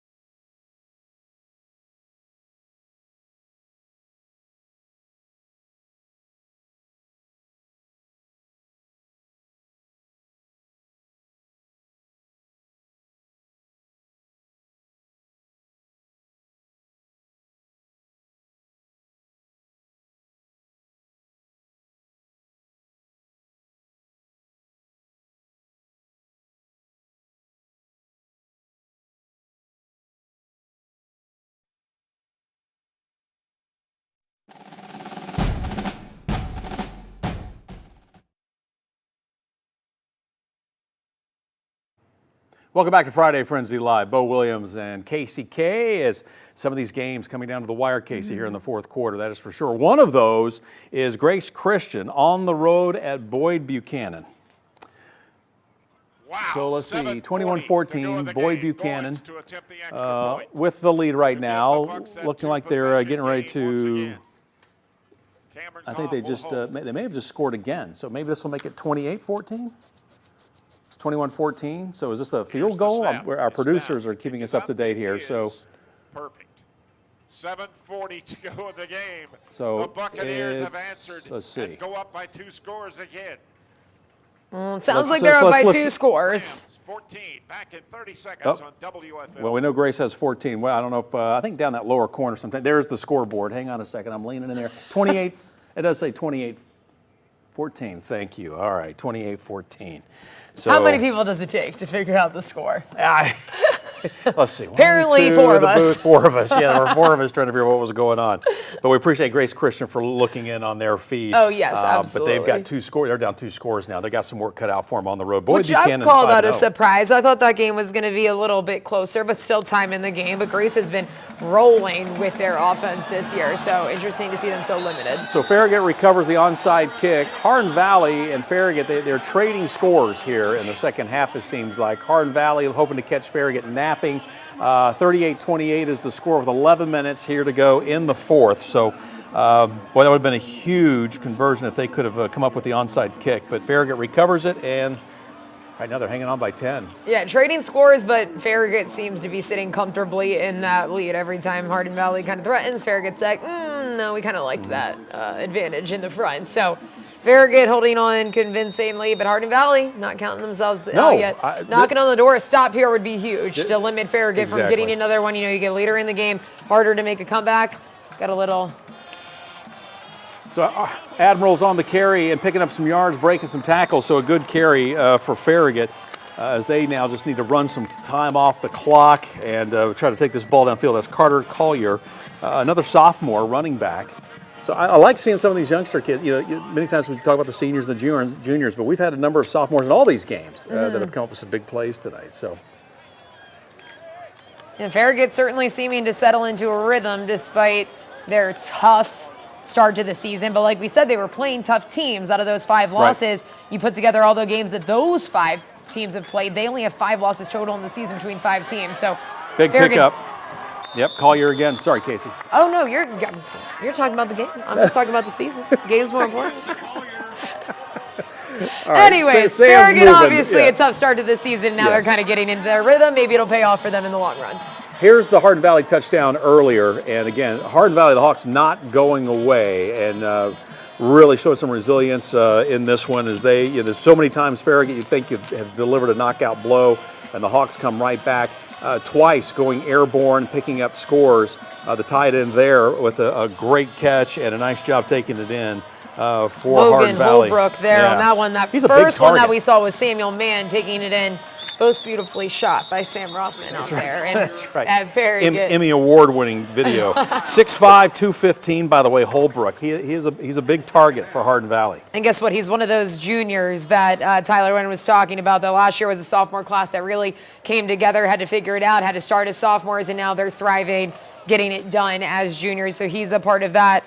And then Samuel Mann, one of the sole seniors of a small senior group that has been at the forefront of this success for Hardin Valley this year. All right, Hobson still in a quarterback for Farragut. His team up by 10. Takes the snap again. They're gonna. Well, I thought they were gonna keep it on the ground. Do they? Where is it? There it is. They do keep it on the ground. And again, as Collier on the carry, wrestled down by about 4 Hawk players. Oh, and a flag. A lot of penalties when we check in on this one. Yeah, especially in the second half, a lot of these games we've seen. The first half went by pretty quick, pretty penalty-free. By the way, as we try to figure out what's going on, Pigeon Forge tonight losing to Polk County 28-7. to 12. You can see some more scores scrolling for you there at the bottom of your screen.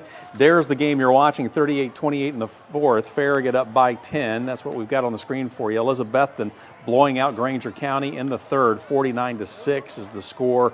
And again, we'll continue to scroll these for you. Just kind of keep an eye out for your school there at the bottom of the screen as we continue to keep you up to date. William Blount, though, this was last night. Big win for them on the road, or taking on Heritage. Yeah, huge win for them. They got up 19-0 right before the half. Heritage punched in a touchdown late in that first half to get on the board, and then they battled back. William Blount able to hold Heritage from popping into the end zone one final time to win it. I mean, William Blount, 5 wins on the season. Yeah. They're rolling. They are rolling. In 5A for the first time since they bumped up to 6A back in 2015. So figuring out in a new classification this year. All right, so penalty called against Farragut. So they've picked up the laundry off the field, and now we're going to get back to play. It's getting real dirty there tonight, Bo, exactly. the flag. So again, Farragut up by 10. You see the update there on that score out of Oak Ridge. We were shooting the Oak Ridge Bearden game, 34-0 Wildcats. Farragut on the pass, and again, completion and a nice pickup. So Max Garfield on the receiving end of the pass there to pick up about 10 yards. So a good play there for Farragut as they keep their drive moving as they're getting closer to the end zone. McMinn County and Central, this is a tight one. We saw Central score just a little while ago. McMinn County trying to answer, clock ticking in the background, right around 2 minutes to go in this game. Looks like they're going to be on third down here, within striking distance of the end zone. Trying to put themselves back on top and also eating up time. That way if Central gets the ball back, that they can't either. Because right now we saw that clock is running, and unless a timeout gets called, it should still be running in the background here. We've already wasted about 20 seconds waiting on McMinn County to get moving. Yeah, 137 left. Yeah. Lawson takes the snap. Where is it? Right in the middle, nowhere to go. Good job by the Central defense, but they only needed about half a yard, it looked like, for that first down. Yeah. And it looks like they got it. Yep. There's the signal. So 1st and 10 now with 1:32 to go. 24-21 Central on top, trying to hang on. But McMinn County, that's all they need to cover right there. That's about as far as they need to go for McMinn County to retake the lead. Now, granted, they kick a field goal and we're going to overtime. So they've got some options. Yeah, very true. And looks like they're really close here. Yeah, they're on the 7. Keeping it on the ground. Let's see if he can cut the corner, and he does. Gets it just inside the pylon. Did he get in? Yeah, he's not celebrating. To me, it looks like he got in on flag. Well, there you go.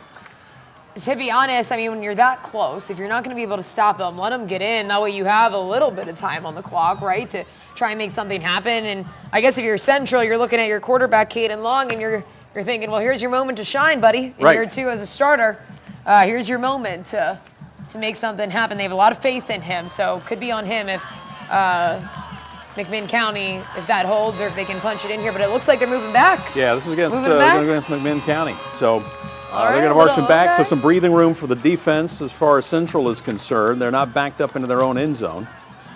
Yes, now they're on the 17. So that was moved them back 10. They were on the 7. Now they're on the 17. First down. We got 1:11 to go. Now it's all up to the defense. Trying to move some players around, telling Jacarian Dyer, I need you on my right side here. Hands it off to Dyer. Dyer dropped the football, has to fall on it. Never really got that handoff, it looked like. He was juggling it, dropped it. Nice job, though, recovering it. It's a little wonky there, yeah. So the senior running back. The clock is still rolling. Yeah, still going, Clock's under rolling. a minute. 2, so they lost 5 yards on that play. So it's on the 22. 2-22. It looks like someone may be hurt there. You can see it in the lower left-hand corner. All right, let's go back to County crouching down. Yeah, we've got a timeout on the field. Let's go back to Farragut and Hardin Valley. Yeah, it's basketball season, right? All right, here we go. Let's check back in. Another one that we're watching is a 10-point differential between Farragut and Hardin Valley. They're going to try to extend this lead, try to go up by 13. Going to try to convert the field goal for the Admirals. Ryan McHugh, senior kicker, and I don't know if Hardin Valley called timeout or if we've got a penalty. We heard the whistles. Offside against the Hawks. Now, does that give Farragut a first down or just better field position for the kick? Let's see how they line up here. Well, it looks like Hobson's out there for Farragut, the quarterback. So maybe now gives him another opportunity. Looks like he's calling for his team. So first down? Yeah, first down. So it's a big mistake for Hardin Valley because now instead of it potentially being a 2-score game, Farragut punches in a touchdown here, and you're looking at a 3-score game. You got to get 2 touchdowns and a field goal at minimum to get yourself option to back pass. into this one, and he's this in is the going end to go zone. in. Yep, touchdown. Easy. So Ethan Farragut scores for Farragut, a huge, huge touchdown for the Admirals on that drive. Let's go back to Central and McMinn County. Let's find out what's going on here. Sounds like we've got a score in the Central McMinn County game, and it may not be who you think it is, as it looks like Central may have scored. Sam is moving down that field. Right. Sam might score as well. He is running the length of the field. So we're trying to take a look. Definitely. Just as you are. Something definitely happened in Central's favor, that's for sure. So the scoreboard still says 24-21. Everybody is congratulating Nikolai Brooks. He's a senior linebacker. He may be the one with the big turnover, but, well, let's see. McMinn, well, let's find out here. They still show their possession. Looks like they're on the 1st and 6, so I would have to assume that Central is on the 1st and 6 yard line if we're on this side of the field and Sam's facing towards where Central's driving towards, so maybe right now, we got a timeout. So essentially what happened was a handoff. McMinn handed the ball off. They got about 5 yards across the line when we got a strip fumble from Central. Took it right out of his hands and took it about 90 yards the opposite direction. We now have Central set up at the 5-yard line, looking to increase their 24-21 lead. We got 34 seconds left in the game. Wow. Wow. What a change. What a change from 2 seconds ago when we were just on this game. But you know, we saw Dyer drop the ball on the previous play, and then we broke away. He had to recover his own fumble. And then they have the ball stripped. It's a lot of cheers from the crowd for the visiting team. Well, what do you think? You just kneel it? Or do you? Depends how many timeouts McMinn County has right now. I think you definitely run it. I think they just called a timeout. But they're going to talk about it, I guess. I'm not sure who called this timeout, but what a change. That's Kevin Lane there motioning for his team to come chat.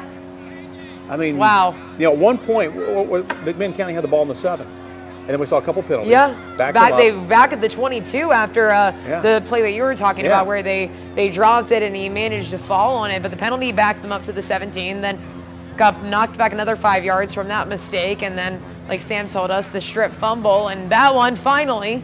They had all these other mistakes. That one, though, Central able to capitalize on and bring themselves back onto their striking zone into McMinn County territory. Well, what a win this would be for Central. They would go to 5-2.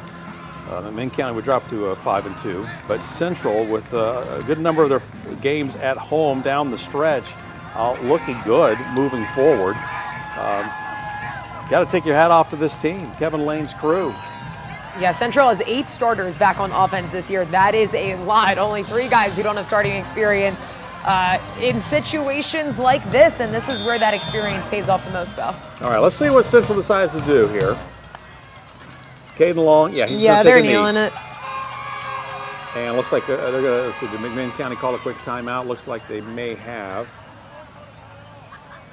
Because it looks like the ref stopped the clock. So we've got 31 seconds. Yeah. So it was 1st and 6 on that play. So I'm assuming maybe a second. I'm thinking just run the ball. Try to run some. Or you kneel it until 4th down and then kick a field goal. You've always got the old, we've got 80 yards behind us. I'm just going to run around 80 yards for 30 seconds and we'll just knock some time off the clock. Yeah. But, there's options. I wouldn't recommend that. The way this game has gone, definitely don't do that, right? Don't listen to me because you never know what can happen. With 31 seconds, that's still, as we saw, I mean, in a blink of an eye, Central had their backs against the wall, and now they've got the ball, in the red zone, threatening to score, or at least try to run the clock out. And again, it comes down to I don't know how many timeouts McMinn County has. So I believe they have just 1 left. 1 left. Okay, thanks, Sam. So they may just kneel it again. get the timeout, kneel it again. They can't do anything about it. So. Or they're just trying to confuse us, and they're going to do something fun here, Bo. No, I think the way they're set up. Ooh, well, let's make sure the snap's okay. That would not have been good. Nice grab by Long, the one-handed grab off the snap. So McMinn County, there's that last timeout that Sam just told us about. Looks like they've used that up for McMinn County. So this should be it. There you go. 3rd and 10. 29 seconds to go. And you've got to think that's going to be ball game. It'll be a good bus ride. Yeah, the guys from Central for back to the Knoxville. 90-minute, 75-minute trip back. It'll be good. This is a hard-fought one for Central, kind of proving to themselves that they can pull it off. Like I said, they had really close losses in week 1, and then last week 42-35 against Powell. Week 1, 26-20 against Dobbins Bennett. Both of those separated by 7 or less points, so one-score games rather, and they weren't able to pull it out on top. So to be able to last week be on the not so great side of it and then bounce back and be able to pull off a tight one would be great coming into that home game stretch that they're going to have in the back half of the season. Yeah, no, this is a huge win for this crew, that is for sure. Well, don't say it too early, though. No. I think this You is said it. it. I'm Don confident Jason. for Central fans that this is the game. I think that's the Central fans we're hearing, too. I think they're already they're celebrating. loud for being an away game. I guess Yeah. they travel well. This should be it. There is the kneel. And we think that this is going to be ball game. That's it. I think that's it. There's Caden another Long run. is like, yeah, it is. Can't Right do there, anything number about 6, quarterback facilitating that offense tonight. Big win there for Oh, Kevin he's Lane's excited crew. about it. Yeah. Yeah. Well deserved too. Huge defensive play. And I don't know if you want to say they escape with a win or it's well deserved, that is for sure. But knowing that just about 2 minutes ago, McMinn County had the ball on the 7-yard line and was looking like they were at least going to tie it, if not take the lead. My goodness, what a role Give some reversal credit here. to that defense Exactly, that strip ball. So Central comes away with the win on the road. You're watching it play out right here on WATE 6+. It is a 24-21 win for the Bobcats. Stay with us. More Friday Frenzy Live. Bo Williams, KCK in just a moment.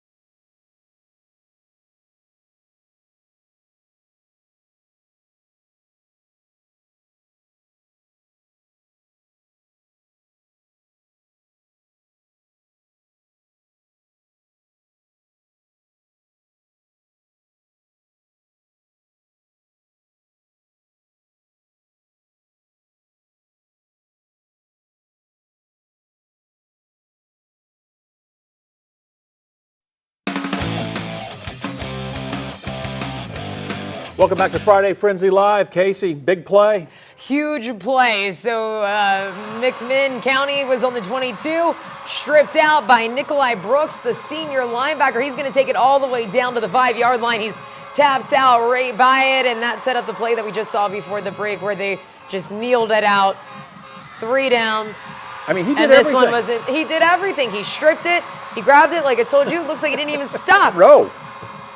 Strip and go. Strip and go. He's a magician. Huge yeah, play. that was a huge play. I mean, that sealed the deal for Central. It was looking a little grim for them. Like we said, they were on the 7. Then penalty backed them up to the 17.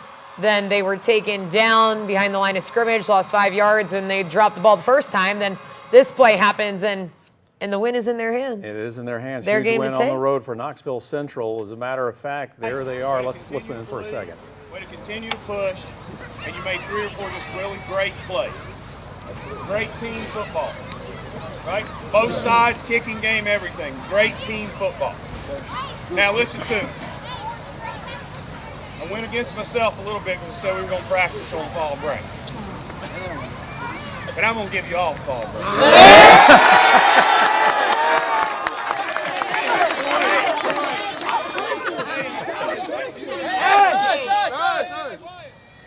I don't know what y'all are going to do on fall break, but I'm going to Hilton Head, so you better behave. Everybody good with that? But I'll be sitting in a lawn chair asleep. Everybody good with that? Yes, sir! Proud of every one of you. Need anything, let me know. Love you too, coach. Love you too. Come on, The Sunday at the end of fall break's 3 o'clock. We have to practice because we play balls on Thursday. All right, so there you go. Kevin Lane's on his way to Hilton Head. The kids are going to get a well-deserved fall break. That is for sure for Central. Big win tonight. Hardin Valley Farragut, Casey. This is one of those Farragut's been trying to pull away, but Hardin Valley just kind of keeps hanging around. Yeah, kind of keeps nipping at their heels. They're like, you can't get rid of us that quick. Going to fire downfield, and it's caught by number 3. Looks like he came down with it in bounds, tiptoed in there. So a big catch this time for Cruz Furman. And It looks like he was going to take a little time getting up there. Let's see if he pops back up here. But so I never had a fall break. Not in high school. No, yeah, not in college. We didn't have a fall break. Yeah, I don't know what that is. Now they get a whole week. No, they get a whole week. Some schools get 2 weeks. Oak Ridge has, I think, 2 weeks. 45-28. What is happening? Okay, so we're going to work and get you a fall break. That would be great. We'll just go back in time and install it. We didn't even get a spring break in high school. You didn't get a spring break? No, I went to school in Pennsylvania. It was always the first days to go when you have a snow day. They're like, oh, just kidding. Now you don't get Friday of spring break. Now you don't get Monday. And now you're down to 2 days. Maybe a half day Friday if they throw you a bone. College had a spring break at least, but no fall break. No fall break. No. I was always jealous because Pitt had a fall break, and I went to Penn State. So I was like, why does that Pennsylvania State school get to have a fall break and I don't? So now we've gone from Friday Frenzy Live to the sad tales of no fall break. I'm obviously over it. Yes, I can tell you're over it. Yeah, exactly. All right, Hardin Valley, they're down 45-28. Looking to pick up anything right now, but the ball is dropped on the quick pass there. So. Literally tried to be like, nope, I got it. That ref's right there. The official, he's like, no. Farragut looks like they're Well, they are in excited. Control here, and I don't know if that was a 4th down play, if it's turned over on downs, but big there for Farragut. Hey, we do want to go back to McMinn County. There's your score again, 45-28. Still about 2:54 to go in that game. Farragut on top of Hardin Valley, but that battle continues. Looks like West 1st and Knoxville. 10, so I would assume that it was a 4th down. We switched it over. So let's go out to Sam downs, turnover Granville. He is in McMinn County with the Central coach. Huge win tonight for the Cats. Coaches, let's get everybody. Hey, Coach. Big win for you guys tonight. You know, there's been a couple games this season where you take it down to the wire, hasn't gone your way. Why was this one just, your guys pulled it out at the end? What went into that final fourth quarter finish? I think when you get in these games that we've had that have been close, like Powell last week, Dobbins minute early, we're just learning how to finish, man. We found a way tonight to make 3 or 4 huge plays. Quarterback play outstanding on that last drive. Nikolai Brooks taking the ball away from 8, who's an outstanding running back. McMinn's a great team, great program, great coaching staff. We knew it was going to be a battle, but just staying together, keep believing like I told them in the huddle there, and just make big plays when you can. Defense was bend, not break at the end, and then, of course, when you got a player, snag it from the running back and take it 80 yards down the field. What was the sideline like during that play? Well, I was yelling, get back, because he's running down the field, and I didn't want us to get a sideline penalty and bring it back and then give them another chance somewhere around midfield. But sideline was excited, ecstatic, probably knew the game at that point was over and we'd kind of put it away. But I wanted to finish it anyway and just make sure we don't take anything for granted. You mentioned your quarterback, Caden Long. He entered this week leading all of Class 5A in the state in passing yards. Tonight he was phenomenal. 2 big throws right there in the first quarter and then that rushing touchdown at the end. What do you see from the poise of your junior quarterback? He's like that all the time. He's calm in practice. He's calm in games. He's calm in the hallways. He never gets rattled or worked up. He just kind of stays in it and keeps his mind calm and just stays in the game. Thank you, Coach. Go enjoy the win. You. All right, man. Appreciate you. All right, Sam, thank you. Coach, thank you. He's on his way to Hilton Head. Coach is. Hey, we're on our way to a break. We'll be right back.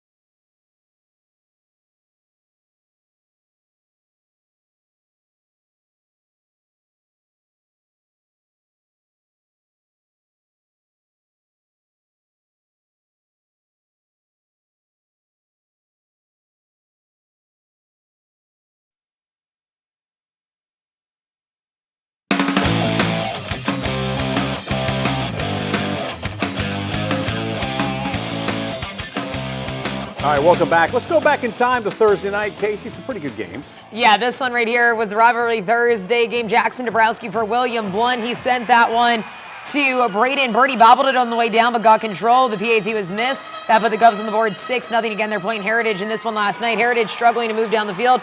Drew Campbell didn't make it any easier. Picked off the QB right there, and William Blunt was set up in the red zone, and they were going to use that one to their advantage. Dabrowski with the fake and the QB keep right up the gut for the 3-yard touchdown. The Govs ahead 12-zip, and a little bit later, this still in the first half, Dabrowski looks like he's going to hand it off, but he's actually going to take it all the way. Mountaineers strip him up and spin him around, but he's going to stay up 31 yards, and he hits pay dirt. William Blunt ahead 19-0 late in the first half.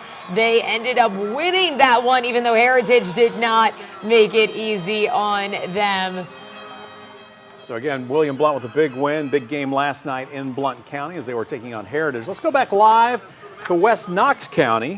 This is where we've been watching that Farragut Hardin Valley game, our game of the week.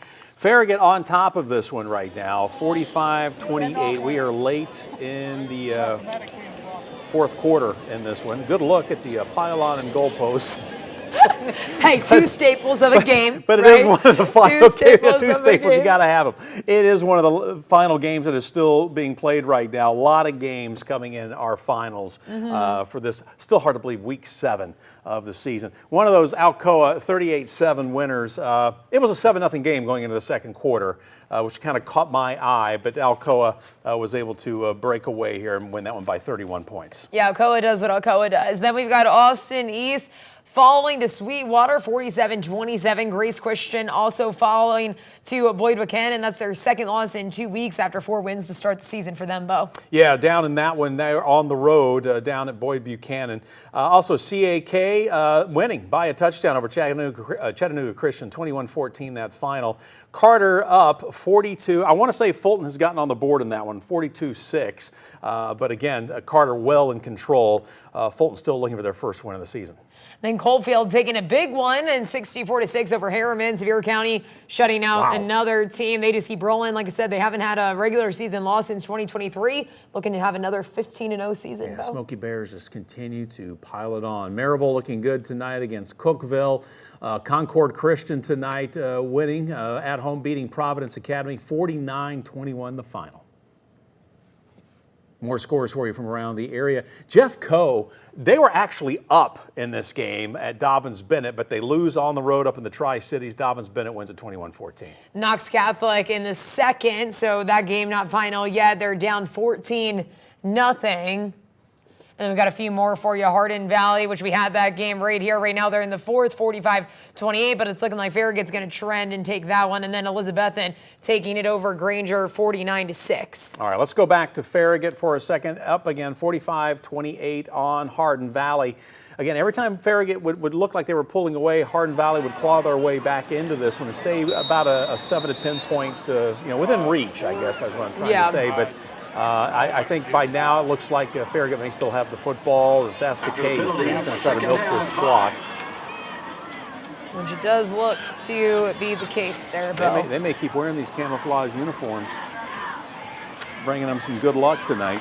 Farragut repeating the same pattern as last season, 5 losses rather to begin the year, and then it's going to be their second straight win. And again, they're just going to keep the ball on the ground. Try to keep that clock rolling, just a few yards up the middle.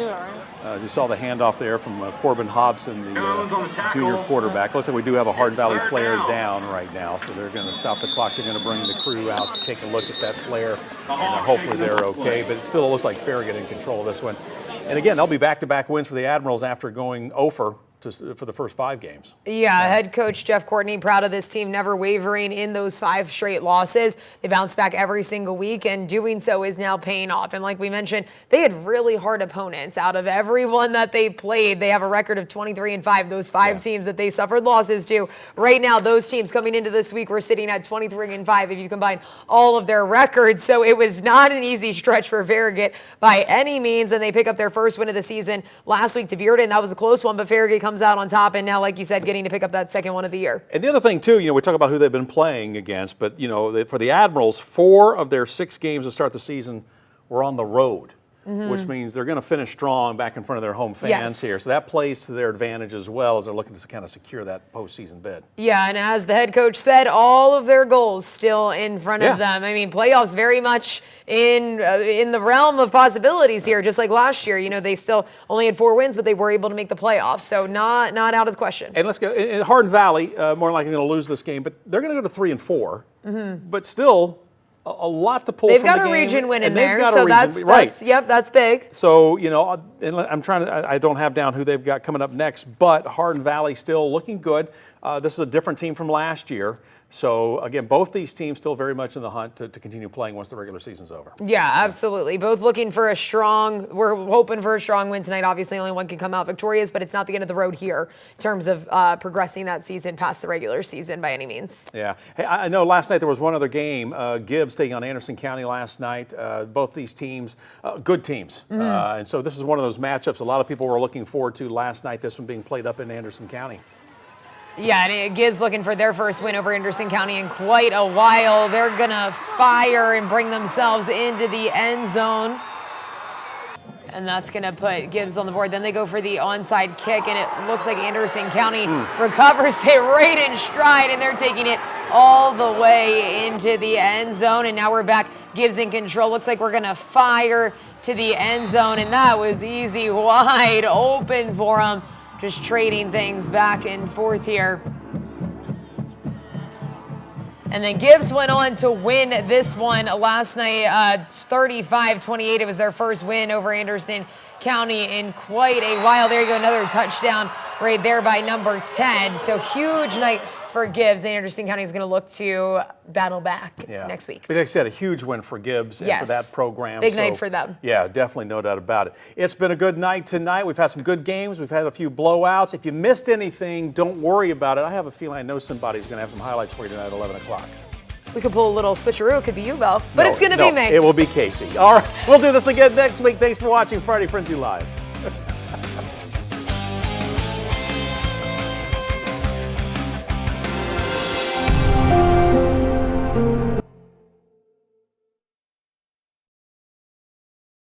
$75. And again, you know, if you're the first time joining us, sometimes we're going to give you the looks of the crowd, the pep squads, the cheerleaders.